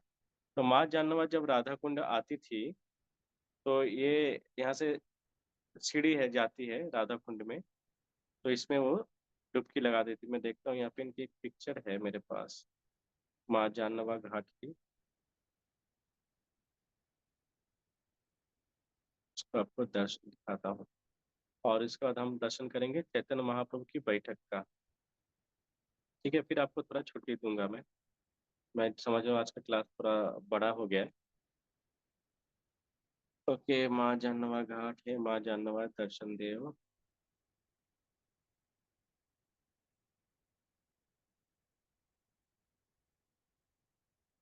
शिवा शिला अरेंज कर नहीं कर पाया मैं। ओके, राधा कुंड, इसी राधा कुंड के किनारे पंच पांडव दिखा देता हूँ आपको। पंच पांडव पेड़ भी हैं। जब राधा कुंड श्याम कुंड का जब विस्तार हो रहा था तब लोग क्या करते हैं ना, वो वहाँ पे कुछ पेड़ थे जो बीच में पड़ रही थी। तो उन लोगों ने निष्कर्ष निकाला कि श्याम कुंड का विस्तार करने के लिए इन पांचों पेड़ों को काटना जरूरी है। आते वो जब पेड़ काटने गए तो उन पेड़ों में से तो रात को रघुनाथ दास गोस्वामी के स्वप्न में युधिष्ठिर महाराज आए।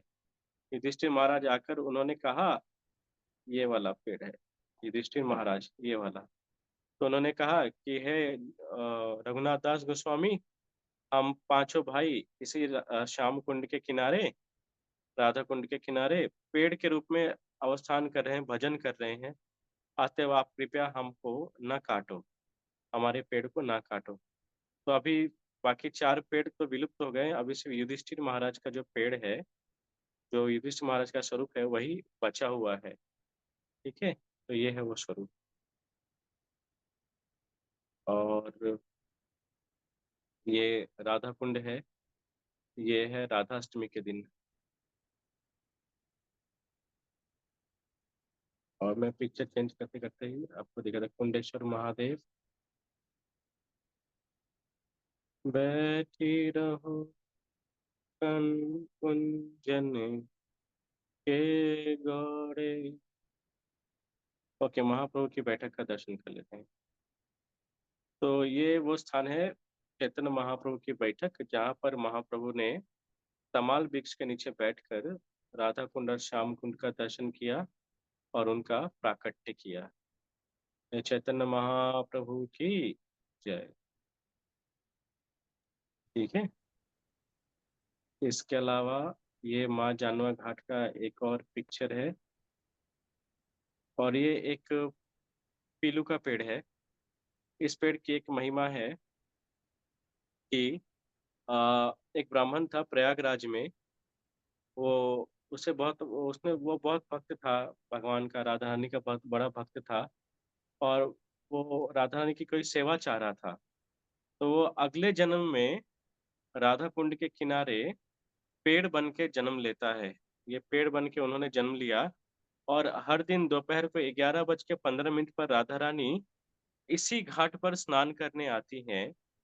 और जब वो सखियां स्नान करने आती हैं, तब वो अपना वस्त्र को इस पेड़ के ऊपर रखती हैं।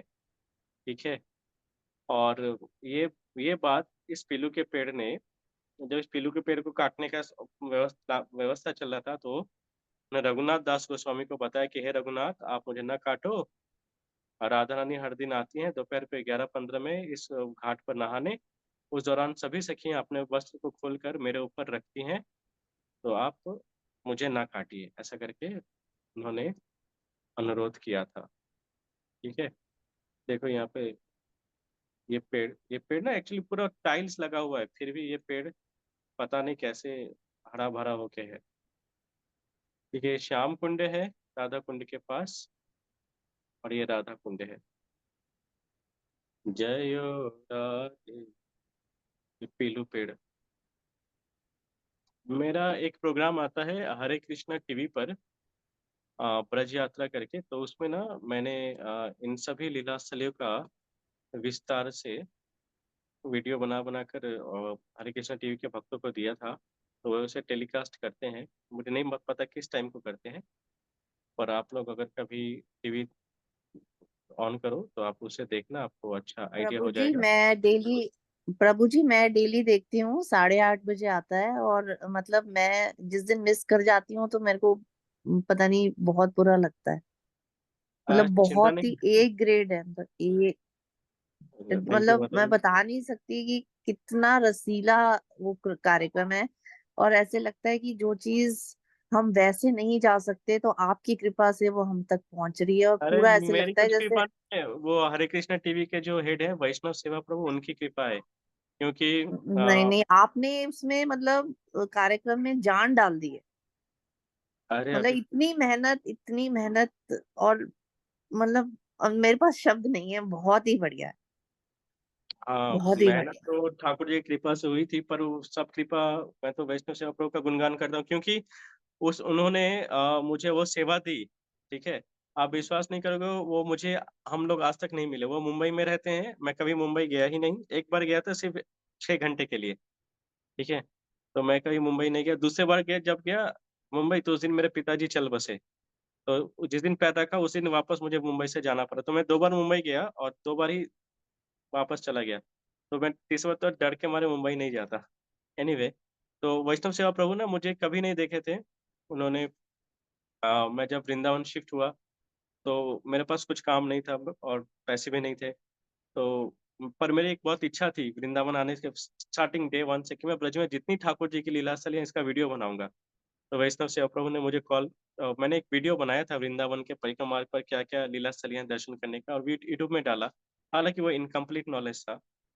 तो उन वो वीडियो पता नहीं कैसे उनके मोबाइल में गया और उन्होंने मुझे वहाँ से कॉल किया कि आप क्या करते हो? मैं बोला मैं अभी वृंदावन रहता हूँ परिवार के साथ। तो उन्होंने कहा कि अ, आप आपका क्या प्लान है? तो मैं बोला मेरा प्लान है ब्रज में जितनी भगवान कृष्ण की लीला स्थली है उसको उसका वीडियो बनाने की।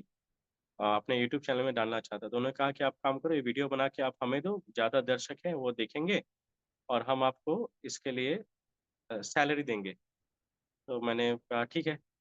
तो फिर उन्होंने मुझे 20,000 जैसा उस दौरान 4 साल पहले सैलरी दी और भगवान की कृपा से उसी से मैंने ब्रज में घूम-घूम कर ग्रंथों का अध्ययन करके बहुत सारे ग्रंथों का अध्ययन करके फिर इन सब लीला स्थलियों का वीडियो बनाया। हालाँकि 2 लीला स्थली ऐसी थी जिसके बारे में मैं थोड़ा गलत इन्फॉर्मेशन है, उसको बाद में ठीक नहीं कर पाएँगे वो लोग क्योंकि उसका कुछ सिस्टम है।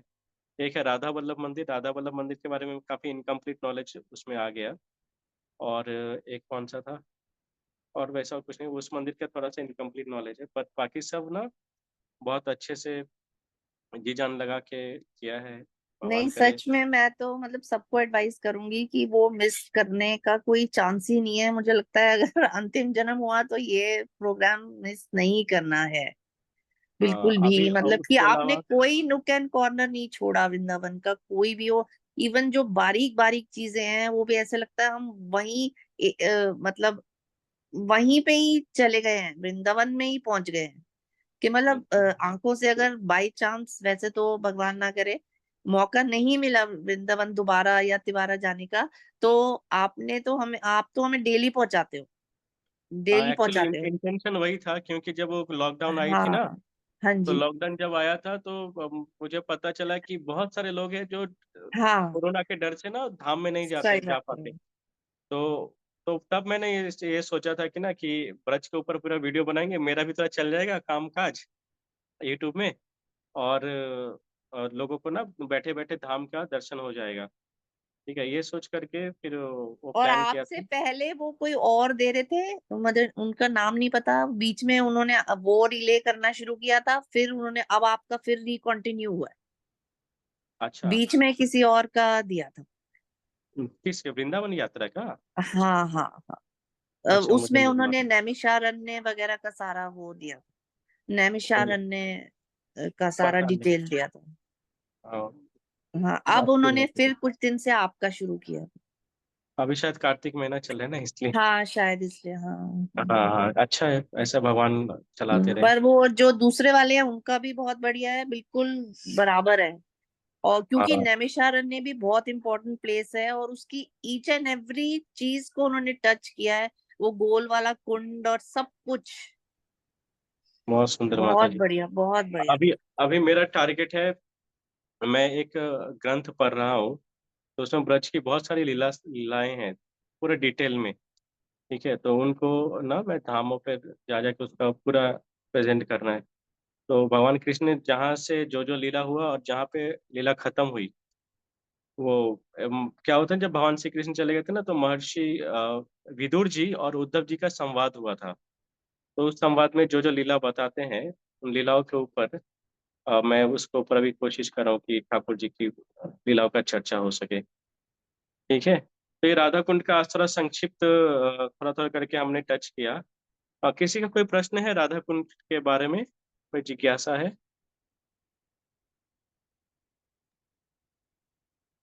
हरे कृष्णा प्रभु जी, दंडवत प्रणाम। थैंक यू प्रभु जी, बहुत डिटेल में आपने बताया। और खासकर वो कंगन कुंड का मुझे तो पहले से नहीं पता था कि उसमें अच्छा, बीच में सेंटर में है। वो भी हाँ, आज पता चला। और शुरू में आप बता रहे थे ना कि एक्चुअल में राधा कुंड का जो अपीयरेंस आज नहीं होता, उसका भी थोड़ा आप बताएं, क्योंकि मैंने भी सुना था आज हाँ, सुबह लेक्चर में। हाँ, हाँ। तो एक्चुअली वो चैतन्य महाप्रभु ने आज ही के दिन राधा कुंड को पुनः प्रकट किया था। पर वो ब्रजवासी थोड़े भोले हैं ना, तो उनको लगा कि आज ही राधा कुंड का प्राकट्य है, तो वो आज को राधा कुंड का प्राकट्य दिवस मानते हैं। पर एक्चुअली राधा कुंड का प्राकट्य चैत्र महीने में, मतलब चैतन्य महाप्रभु गौर पूर्णिमा को प्रकट हुए थे, उसके ठीक एक महीने बाद पूर्णिमा के दिन ही राधा कुंड का प्राकट्य किया था भगवान श्री कृष्ण ने। और साथ में आज के दिन ब्रजवासीगण क्या करते हैं, जब वो राधा कुंड जाते हैं तो पेठा होता है ना, पेठा पेठा अर्पण करते हैं राधा कुंड में। और एक क्या आज कौन सी वो तिथि है, अष्टमी? अष्टमी। हाँ, अष्टमी। कौन सी अष्टमी है वो? बहुलाष्टमी। नहीं, बहुलाष्टमी, और एक और वह शब्द कहते अहोई हैं, अहोई अष्टमी। अहोई। अहोई अष्टमी। हाँ, अहोई देवी की आज वो लोग पूजा करते हैं। तो कहते हैं कि कोई अगर अहोई देवी की पूजा करे और राधा कुंड में पेठा अर्पण करता है, जैसे आज मैं देखा था एक वीडियो में, तो उन्हें संतान की प्राप्ति होती है। ठीक है, और रात को 12 बजे नहाना होता है। अभी ना शाम को, अभी लोग ना शाम से फिर सब नहाना नहाना बंद कर देंगे। और वो पिछले साल में हम भी गए थे रात को 12 बजे नहाने। देखता हूँ पिछले साल का कुछ वीडियो अगर है तो मैं आपको अभी दिखाता हूँ। तो किसी को अगर संतान प्राप्ति की इच्छा है तो आज के दिन रात 12 बजे जाएं। अहोई माता का वहाँ पर मंदिर है, संगम कुंड के पास, उसमें राधा कुंड, राधा कुंड, राधा कुंड, राधा कुंड, ओके, राधा कुंड। हाँ, बच्चे बच्चे बहुलाष्टमी। अच्छा, बहुलाष्टमी आज ही, हाँ। देखो, ये पिछले बार मैं नहाया था, आपको दिखाता हूँ। तो हाँ, तो वो रात को वो अहोई माता का पूजा करने के बाद पेठा अगर कोई राधा कुंड में अर्पण करता है तो उसे कहते हैं संतान की प्राप्ति होती है। और रात को 12 बजे नहाना होता है। तो पिछले साल मैं और मेरी पत्नी गए थे। ये देखो कितना भीड़ होता है, आप देखो। भीड़ तो बहुत ज्यादा होती है, पर आज भीड़ कम था। आज दिन के समय, दिन से ही बहुत भीड़ होती है, मतलब लगता है कोई क्रिकेट स्टेडियम में आ गए। ठीक है, इतनी भीड़ होती है। पर ये रात का सीन है, रात करीब 11 बजे, 12:30 का। देखो, एक भी लोग नहीं नहाएंगे, सब बैठे हैं, देख रहे हैं ना? आपको दिख रहा है कितने लोग बैठे हैं? ऐसे करके सभी लोग बैठे रहते हैं। और फिर रात को 12 बजे सब कुंड में डुबकी लगाते हैं। ठीक है, और जब डुबकी लगाने जाते हैं ना, तब लोग आपको जाने की जरूरत नहीं, लोग आपको पकड़ के डुबकी लगवा भी देंगे, आपको निकाल के भी लाएंगे। इतना इतना भीड़ होता है सब। और फिर वो पेठा पेठा अर्पण करते हैं। सब इंतजार कर रहे हैं कि कैसे रात 12 बजे। तो मैंने 12 बजे का कुछ वीडियो बनाया था, क्या देखता हूँ, शायद मिस आउट हो गया हो। हाँ, तो उतना भीड़ में फिर रिस्क भी नहीं ले सकते मोबाइल को लेकर, ऐसे करके। तो आज भी वही होगा, भक्त लोग नहाएंगे। और पिछले साल जो बच्चे ने, जिन जिन माता पिता ने ऐसा व्रत रखा, पेठा अर्पण किए थे ठाकुर जी को, एक आज एक महीने में देखा। तो आज जब मैं गया तो मैंने देखा कुंड के किनारे, कहाँ गया, कुंड के किनारे ऐसे कई, देखो यहाँ पे देखो, पेठा, ऐसा ना पेठा लोग अर्पण करते हैं। ठीक है, और इस साल मैं देखा कि कई सारे छोटे छोटे बच्चे आए हुए हैं। तो जो बच्चे पिछले जन्म में पेठा थे वो इस जन्म में छोटे छोटे बच्चे राधा कुंड में आए, उनके माता पिता लाए उनको राधा कुंड में आज ही के दिन स्नान कराने के लिए। तो बहुत सुंदर है। मैं आपके आपसे मुझे आज इसलिए थोड़ी लेट हो गई क्योंकि मैं आज ही पढ़ा कि कोई अगर आज के दिन राधा कुंड में स्नान करता है, बहुलाष्टमी में, ऐसे ही स्नान करता है, कार्तिक महीने की जो बहुलाष्टमी, कोई अगर इस दिन राधा कुंड में स्नान करता है तो वो भगवान कृष्ण का अत्यंत प्रिय हो जाता है। तो मैं उनका प्रिय होना चाह रहा था, तो इसलिए मैंने डुबकी लगा के आ गया।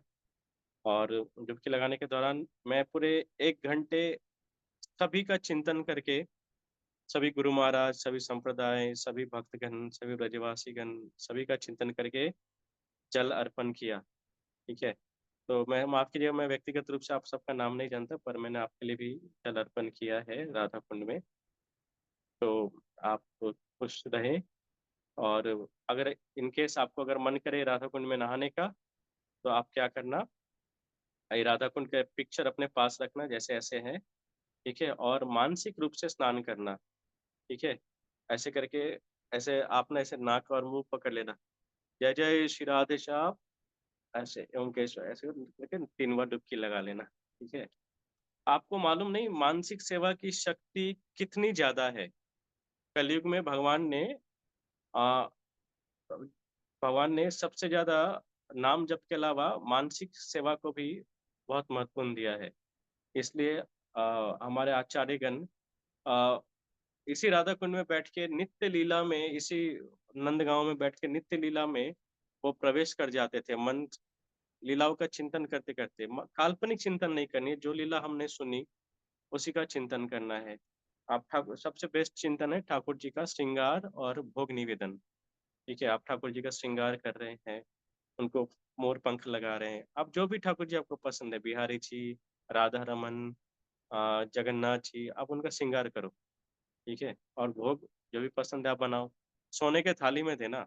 जब मानसिक करेंगे तो बेस्ट चीज होनी चाहिए ना, सोने के थाली जो 56 की जगह 1008 आइटम होना चाहिए, तो ऐसा करके ज्यादा करके होने चाहिए, ठीक है। तो कोई प्रश्न मेरे लग, कोई सेवा, कोई आदेश? हरी बोल। अब किसी का कोई प्रश्न है या कोई रियलाइजेशन है तो बोल सकते हैं। यस, जी, विमला तुलसी माता जी बोलिए। हरे हरे कृष्ण माता जी, दंडवत प्रणाम हरे कृष्ण सबको। मैया। जी, प्रभु जी ऐसा कहते हैं ना, राधा कुंड में जैसे स्नान नहीं करते, तो ये सब आप बता रहे हैं, डुबकी भी लगाते हाँ, हैं सब। डुबकी लगाने में बात, इसका 2 कारण देखिए। श्रील प्रभुपाद जब गए थे भक्तों को लेकर, तब उन्होंने देखा कि पाश्चात्य जो भक्त थे वो कुंड में छलांग लगा रहे थे। अतः प्रभुपाद जी ने निषेध किया कि ना कोई भक्त न, जो नव नव भक्त है वो लोग डुबकी ना लगाएं, राधा कुंड में डुबकी ना लगाएं। और यहाँ तक कि ये भी निर्देश है कि कोई राधा कुंड के किनारे जाके ना रहे। राधा कुंड के किनारे जाके रहेगा तो वो नरक कुंड बन जाएगा उसके लिए, राधा कुंड, ऐसा करके भी आदेश है, ठीक है। पर जब जब हम ब्रज में रहे, और ब्रज वो निर्देश किन भक्तों के लिए था, जो मेरा अनुभव रहा, समझ रही गुरुजनों से बात करने के बाद, वो निर्देश उन नवागत भक्तों के लिए रहा जो भक्ति भक्ति अभी प्रशिक्षण ले रहे हैं, और जो उनका जो ज्ञान स्तर पर ही अभी अटके हैं, प्रेम स्तर पर नहीं है, ठीक है। पर हम जो ठाकुर जी से प्रेम करते हैं, ठीक है, हम लोग राधा कुंड में नहाना चाहिए, डुबकी लगानी चाहिए। क्यों चाहिए?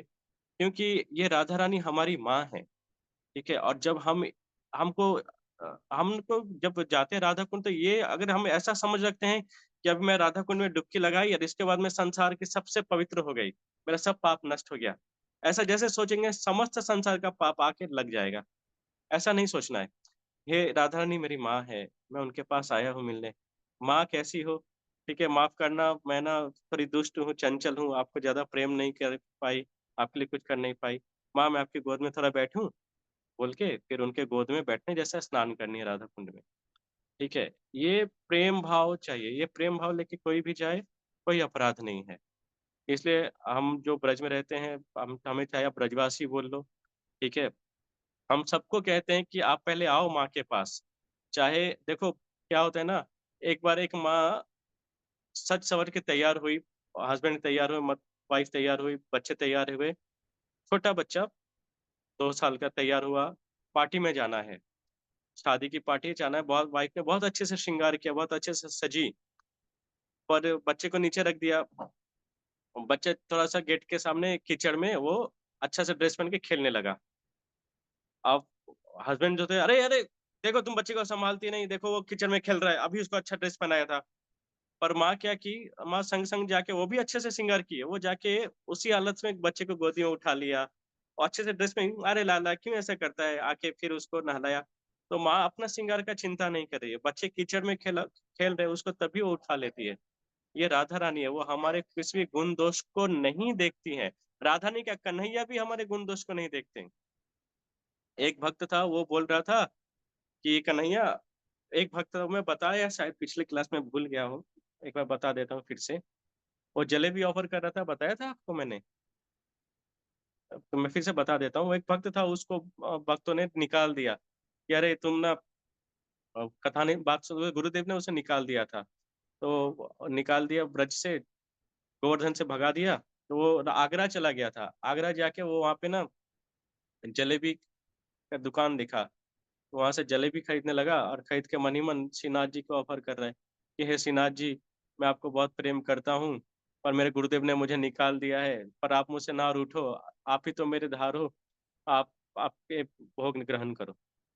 तो उनके गुरुदेव जो श्रीनाथ जी की सेवा करते थे, वो जब गए तो बोले अरे भगवान, मैंने तो आज आपको जलेबी ऑफर नहीं किया, भोग नहीं दिया जलेबी, तो आप जलेबी कहाँ से खा रहे हो? कौन ऐसा भक्त है जिसका जिसका जलेबी आप खा रहे हो? ठीक है। तो बोले मेरे एक भक्त बहुत दूर से निवेदन किया। बोले कौन ऐसा भक्त है जो बहुत दूर से जलेबी आपको निवेदन कर रहा है, आप यहाँ बैठ के खा रहे हो? तो भगवान सोचे मैं बोलूंगा तो मैं भगवान सोचे कि मैं उसी का खा रहा हूँ जिसको तुम लोगों ने निकाल दिया। ठीक है। तो गुरुदेव ने भी त्याग कर दिया, शिष्य को भगा दिया, पर ठाकुर जी नहीं भगाते। ठीक है। अगर ऐसा होता तो जय विजय इतने बड़े असुर बने, हिरण्यकशिपु बने, हिरण्याक्ष बने, कितने साधु संतों की हत्या की, रावण बने, कुंभकर्ण बने, स्त्रियों का मान भंग किया। ठीक है। कितना अपराध किया, पर भगवान क्या किए? सब अपराध माफ कर दिया ना। तो भगवान की करुणा, उनका मंत्र में ही आते हैं ना, हे कृष्ण करुणा सिंधु। तो हम ऐसे बोल देते हैं, पर एक्चुअली वाकई वो करुणा सिंधु ही है। ठीक है। और राधा रानी तो उससे लाखों कदम आगे हैं। ठीक है। हमारे ब्रज में बोलते हैं कि राधा रानी और कृष्ण को गिनती नहीं आती है। ठीक है। आप हम लोग करते हैं ना कि और 1 साल बाद मैं ये करूंगी, 2 साल बाद वो करूंगी, फिर अच्छे से भक्ति करूंगी, फिर इतनी माला करूंगी, वैसा नहीं। राधा रानी और कृष्ण कहते हैं, पूरा दो, अपना प्रेम मुझे पूरा दो और हमको पूरा लो। ऐसा नहीं कि आज हम थोड़ा करेंगे, फिर थोड़ा कल, फिर थोड़ा कर, ऐसा नहीं। पूरा हमें दे दो अपने आप को और हमको पूरा ले लो। ये कृष्ण बोलते हैं। और राधा रानी बोलते हैं कि तुम अपने आप को पूरा दो और इसके साथ साथ मुझे भी ले लो। ठीक है। ऐसा बोलते हैं। ठीक है। तो इसलिए आप ना एकदम अच्छे से भक्ति करो। कोई संत देखो, सबसे पहले हमारे दिमाग से एक सबसे बड़ा भय निकाल देना है, वो है अपराध का। अपराध नहीं होता है। ठीक है। अपराध किसके आगे होता है? अपराध गुरुजनों के चरण में होता है। गुरुजनों के चरण में अपराध, हम सब प्रैक्टिसिंग डिवोटी, हम सब अभी प्रशिक्षण ले रहे, सीख रहे हैं। तो हम जब एक दूसरे के सब सीख रहे हैं तो गलती होंगी, तब गलती होंगी तो उसमें अपराध कहाँ? ठीक है। वो अपराध होता है किसके आगे? गुरुजनों के प्रति अगर कुछ गलती करते हैं तो अपराध होती है। अब गुरुजनों का ये स्वभाव है कि वो जानते हैं कि जड़ जगत के लोग ना दूषित हैं, तो इनसे तो अपराध होगा ही। तो गुरुजन, कोई अगर गुरु अपराध लेता है तो वो गुरु नहीं है। तो आपके गुरुजन ना कभी भी शिष्य का अपराध नहीं लेते हैं, वो माँ जैसा ही दयालु हैं, कभी अपराध नहीं लेते हैं। ठीक है। पर हमें बार बार अपराध के बारे में इसलिए कहा जाता है जिससे कि हम अपने सेवाओं में बहुत निपुण बने, बहुत अच्छे बने। पर हमें अपने अंदर से भय निकाल देनी अपराध का और जी जान से, प्रेम से सेवा करनी है। ठीक है। और सेवा आप चाहे फिजिकली करो, फिजिकल नहीं करो तो मानसिक सेवा करो। जब करते समय कृष्ण का जब करने के बाद 5-10 मिनट निकालो, अच्छे से राधा रानी कृष्ण के स्वरूप का चिंतन करो। जो स्वरूप का आप चिंतन करेंगे वही आपके अंतकाले क्षमामेव स्मरण मुक्ता कलेवरम, अंतकाल में वही चिंतन आपके सामने आएगा, तभी आपका सौधाम आपको ठाकुर जी ले जाएंगे। ठीक है। वो था ना, क्या नाम है उनका, जड़ भरत। वो तो प्रेम स्तर में था ना, मृत्यु के समय, प्रेम स्तर में रहते हुए मृत्यु के समय प्रेम स्तर था। लीला सुनते उसके आंसू आती थी, पर मृत्यु के समय किसका चिंतन कर रहा था? हिरण का चिंतन कर रहा था, क्योंकि वो हिरण के प्रति उसका मोह बना। अभी कोई किसी का चिंतन करेगा, कोई बच्चे का चिंतन करेगा, कोई किसका। देखो, रघुनाथ हमारे राधनाथ स्वामी महाराज का मैं एक बुक पढ़ रहा था, जर्नी होम। उसमें मैं एक चीज नोटिस किया, महाराज हर वक्त कुछ ना कुछ त्याग कर रहे थे। कभी अपना वो माउथ ऑर्गन होता है उसको त्याग कर रहे थे, कभी खाने को त्याग कर रहे थे, कभी वस्त्र को त्याग कर रहे थे, कभी नींद को त्याग कर रहे थे, और त्याग करते करते करते करते उन्हें एक दिन भगवान की प्राप्ति होती है। ऐसे बहुत सारे साधु पुरुष हैं जो त्याग करके ही भगवान को मिला है। आप दुनिया भर का सामान इकट्ठा करके, प्रिय प्रियजन को इकट्ठा करके कभी भगवान नहीं मिलेंगे। त्याग करना पड़ेगा, कंफर्ट को त्याग करना पड़ेगा, कष्ट करके उठना पड़ेगा, जप करना पड़ेगा। ठीक है। और खाने में भी लालसा नहीं रखनी है। उपदेशामृत में तो बोल रहे हैं कि अरे जीवा को, वेग को कंट्रोल करो, और हम लोग क्या कर रहे हैं? ठीक है, हम लोग मंदिरों में क्या आप कब अच्छा आइटम मिले, कब अच्छा आइटम मिले, उसी में लगे रहते हैं। ब्रज के कई ऐसे मंदिर है जो खाने में नमक भी नहीं पड़ता है, वही भोग लगता है, भक्त उसी को खाते हैं, वो कोई कंप्लेन नहीं करते। तो इसलिए हमको ना अपने इन सब चीजों को अच्छा से एनालाइज करनी चाहिए कि मैं किस लेवल की भक्ति पर हूँ। और चांस नहीं लेना, सेकंड चांस, की इस बार नहीं हुआ अगले जन्म में मैं जरूर भक्त में जाऊंगी गोलोक, एकदम नहीं। इसी जन्म में जो करना है करो। अगले जन्म में पैदा होगा कि नहीं उसका भी गारंटी नहीं है, कौन सी माँ अपने गर्भ में गर्भपात कर देंगे तुमको। ठीक है, तो इसलिए अगले जन्म का वेट मत करो, इसी जन्म में श्योर हो जाओ कि मैं करूंगी ही करूंगी, मैं, मुझे भगवत धाम जाना ही जाना है, मैं कन्हैया से मिलना ही है, मिलना है। ठीक है, ठाकुर जी बहुत कृपाशील है, आप प्रयास करो, आप प्रयास से ही हो जाएगा। श्री राधे कृष्ण। Thank you. नुपुर माता जी, आप पूछेंगे। हरे कृष्णा प्रभु जी, धन प्रणाम। हरे कृष्ण थैंक यू माता जी। सो मच प्रभु जी। आपने बहुत ही अच्छे से एक्सप्लेन किया। हम जाते हैं वहाँ पे, हमें कुछ नहीं पता होता। झूलन स्थली जैसे आपने बताया 3 है वहाँ पे, तो इवन देखते भी हैं, बट वो जैसे आपने वो पेड़ का नाम क्या बताया था प्रभु जी जहाँ पे राधा रानी स्नान करती हैं, आपने बताया 11:15। हाँ, उसका नाम है मानस सेवा घाट, और वो पीलू पेड़ है वहाँ पे, घाट का नाम है मानस सेवा घाट, मानस पावन तो घाट, मानस पावन घाट। वो ढूंढना पड़ेगा वहां पे अब जाएंगे नहीं नहीं, तो कि ढूंढना नहीं कहाँ पे। पड़ेगा। मैं क्या, एक्चुअली मैंने आज हम्म, हरबरी में ये खोल दिया राधा कुंड। अब मैंने तैयारी नहीं की थी, तो कल अगर क्लास होता है या नेक्स्ट क्लास होता है ना, तो मैं वीडियो तैयार किया हूँ।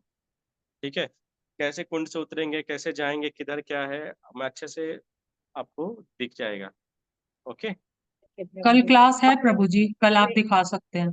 कल दिखा देंगे। आज बस आज एक थोड़ा सा वार्म अप जैसा सोचो।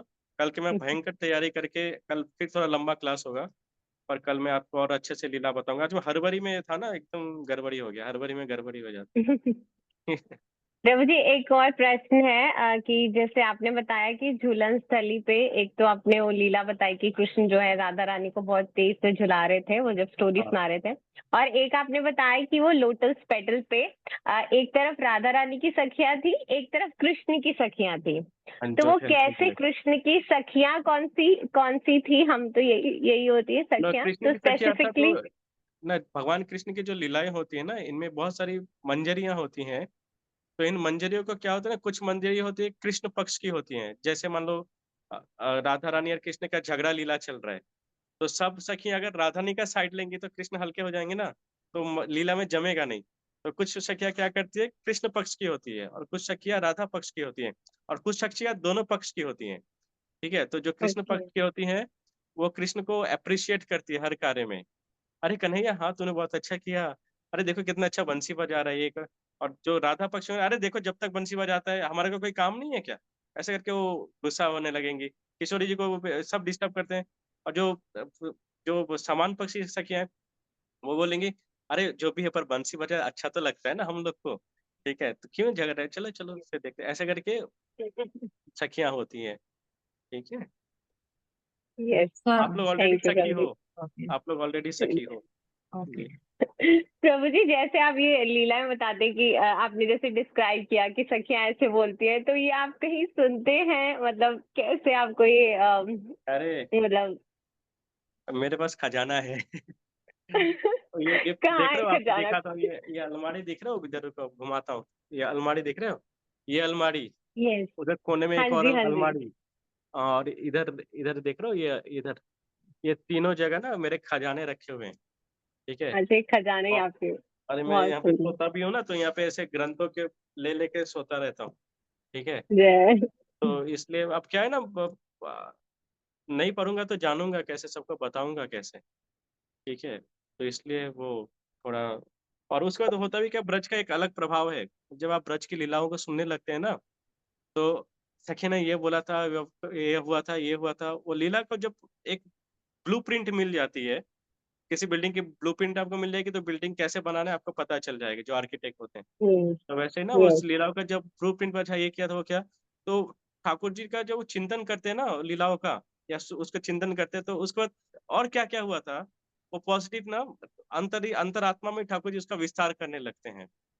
ठीक है, वो विस्तार के बाद तो क्या, ये तो पहला स्टेप है। उसके बाद ना वो देखने भी लगेगा ठाकुर के कैसे एक्सप्रेशन है, वो कैसे रूठ रहे हैं, फिर वो कैसे बदमाशी बुद्धि उनकी आ रही है कि क्या करें इनको ना, छेड़खानी, वो सब ना ये दिमाग में, ये ब्रज का प्रभाव है, लीला स्मरण सुनने का प्रभाव है। एक्चुअली मैं बहुत तो हम लोग परिवार में हम लोग सब थोड़ा सुनते हैं या पढ़ते हैं, तो थोड़ा उसका असर हो रहा है। देखो जैसे मैं बेकार आदमी, तो मुझे ये असर हो रहा है, तो आप सब तो अच्छे अच्छे भक्त हो, उसका क्या ना होगा।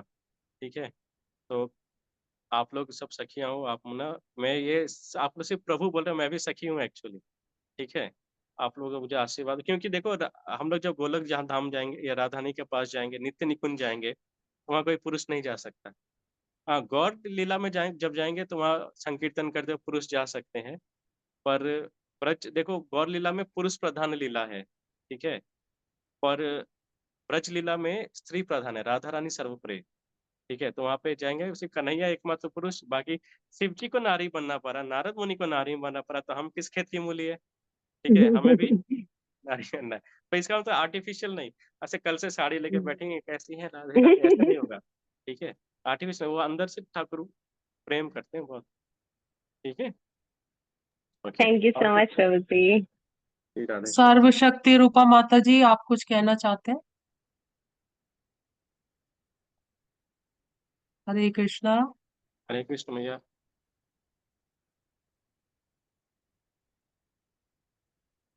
ओके, राधिका या वेदांश, आप बात बोलिए। हरे कृष्ण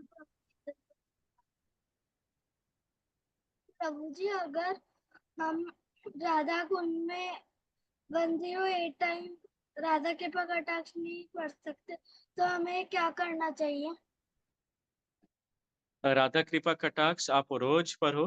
ठीक है, और ऐसा कहते हैं कि कोई अगर राधा कुंड में आकर घुटने जल तक या कमर जल तक या गले जल तक रहकर राधा कृपा कटाक्ष 108 बार पढ़ता है, तो उसे राधा रानी के दर्शन होते हैं। और उसकी अगर कुछ इच्छा है जो भगवान को लगेगा कि इसको दिया जा सकता है, तो कर्म फल के अनुसार अगर बहुत बाद में मिलना रहेगा तो वो पहले मिल जाता है। तो राधा कृपा कटाक्ष स्वयं शिव जी ने लिखा है, और ये राधा रानी का अत्यंत प्रिय है। ठीक है, राधा रानी के गुणों की चर्चाएं हैं इसमें, आप इसे अवश्य रोज एक बार पढ़ना। ठीक है, इसको अच्छा से याद कर लेना, है ना। क्या नाम है तुम्हारा? प्रभु जी वेदांश। वेदांत। अरे वाह, वेदांश। वेदांश, वेदांश जय हो, वेदांश प्रभु की जय। प्रभु जी, और हम किसी भी डे पढ़ सकते हैं? हाँ, आप हर दिन एक काम करना, सुबह जब उठना, उठ के आप पढ़ सकते हो राधा कृपा कटाक्ष, जब के पहले या बाद, जो आपको अच्छा लगे, पर नहाने के बाद पढ़ना। ठीक है, हरे हरे कृष्णा। और गोपी गीत भी साथ में पढ़ना। ओके राधा कृपा कटाक्ष के अलावा गोपी गीत सभी भक्तों को याद होना चाहिए, गोपी गीत। ठीक है, ओके प्रभु जी, थैंक यू। जय श्री राधा। थैंक यू प्रभु जी, आज आपने बहुत सारा समय दिया और बहुत सारी हमें लीला स्थली दिखाई राधा कुंड, श्याम कुंड के पास, तो बहुत आनंद आया। कल फिर हम वेट करेंगे। आपसे रिक्वेस्ट है थोड़ा, अगर 5 बजे ज्वाइन कर पाए तो हाँ हाँ हाँ, एग्जैक्ट का। बिल्कुल। ठीक है, कल सभी कल भक्त प्रभु जी को वैष्णव प्रणाम कर सकते हैं। वांछा कल्पतरुभ्यश्च कृपा सिंधुभ्येव च पतितानां पावनेभ्यो वैष्णवेभ्यो नमो नमः। अनंत कोटि वैष्णव की कोटि जय। वैष्णव राधा की कुंड जय। की, श्याम कुंड की जय, श्रीला प्रभुपाद की जय। की जय। थैंक हरे यू प्रभु जी। थैंक यू प्रभु। थैंक यू प्रभु जी, हरे कृष्णा। राधे हरे राधे। कृष्णा प्रभु जी। दंडवत प्रणाम आप सभी को, बहुत हो गए। जय Radhe. Hare Krishna. Thank you dear devotees, कल फिर आप ज्वाइन कीजिएगा 5 बजे। प्रभु जी फिर से राधा कुंड का ही वीडियो, जैसे उन्होंने बताया, स्टेप वाइज दिखाएंगे कहाँ से कैसे एंटर करना है। तो बहुत इंफॉर्मेटिव रहेगी कल की क्लास। कल मिलते हैं फिर। हरे कृष्णा, हरे दंडवत प्रणाम। हरे हरे कृष्ण।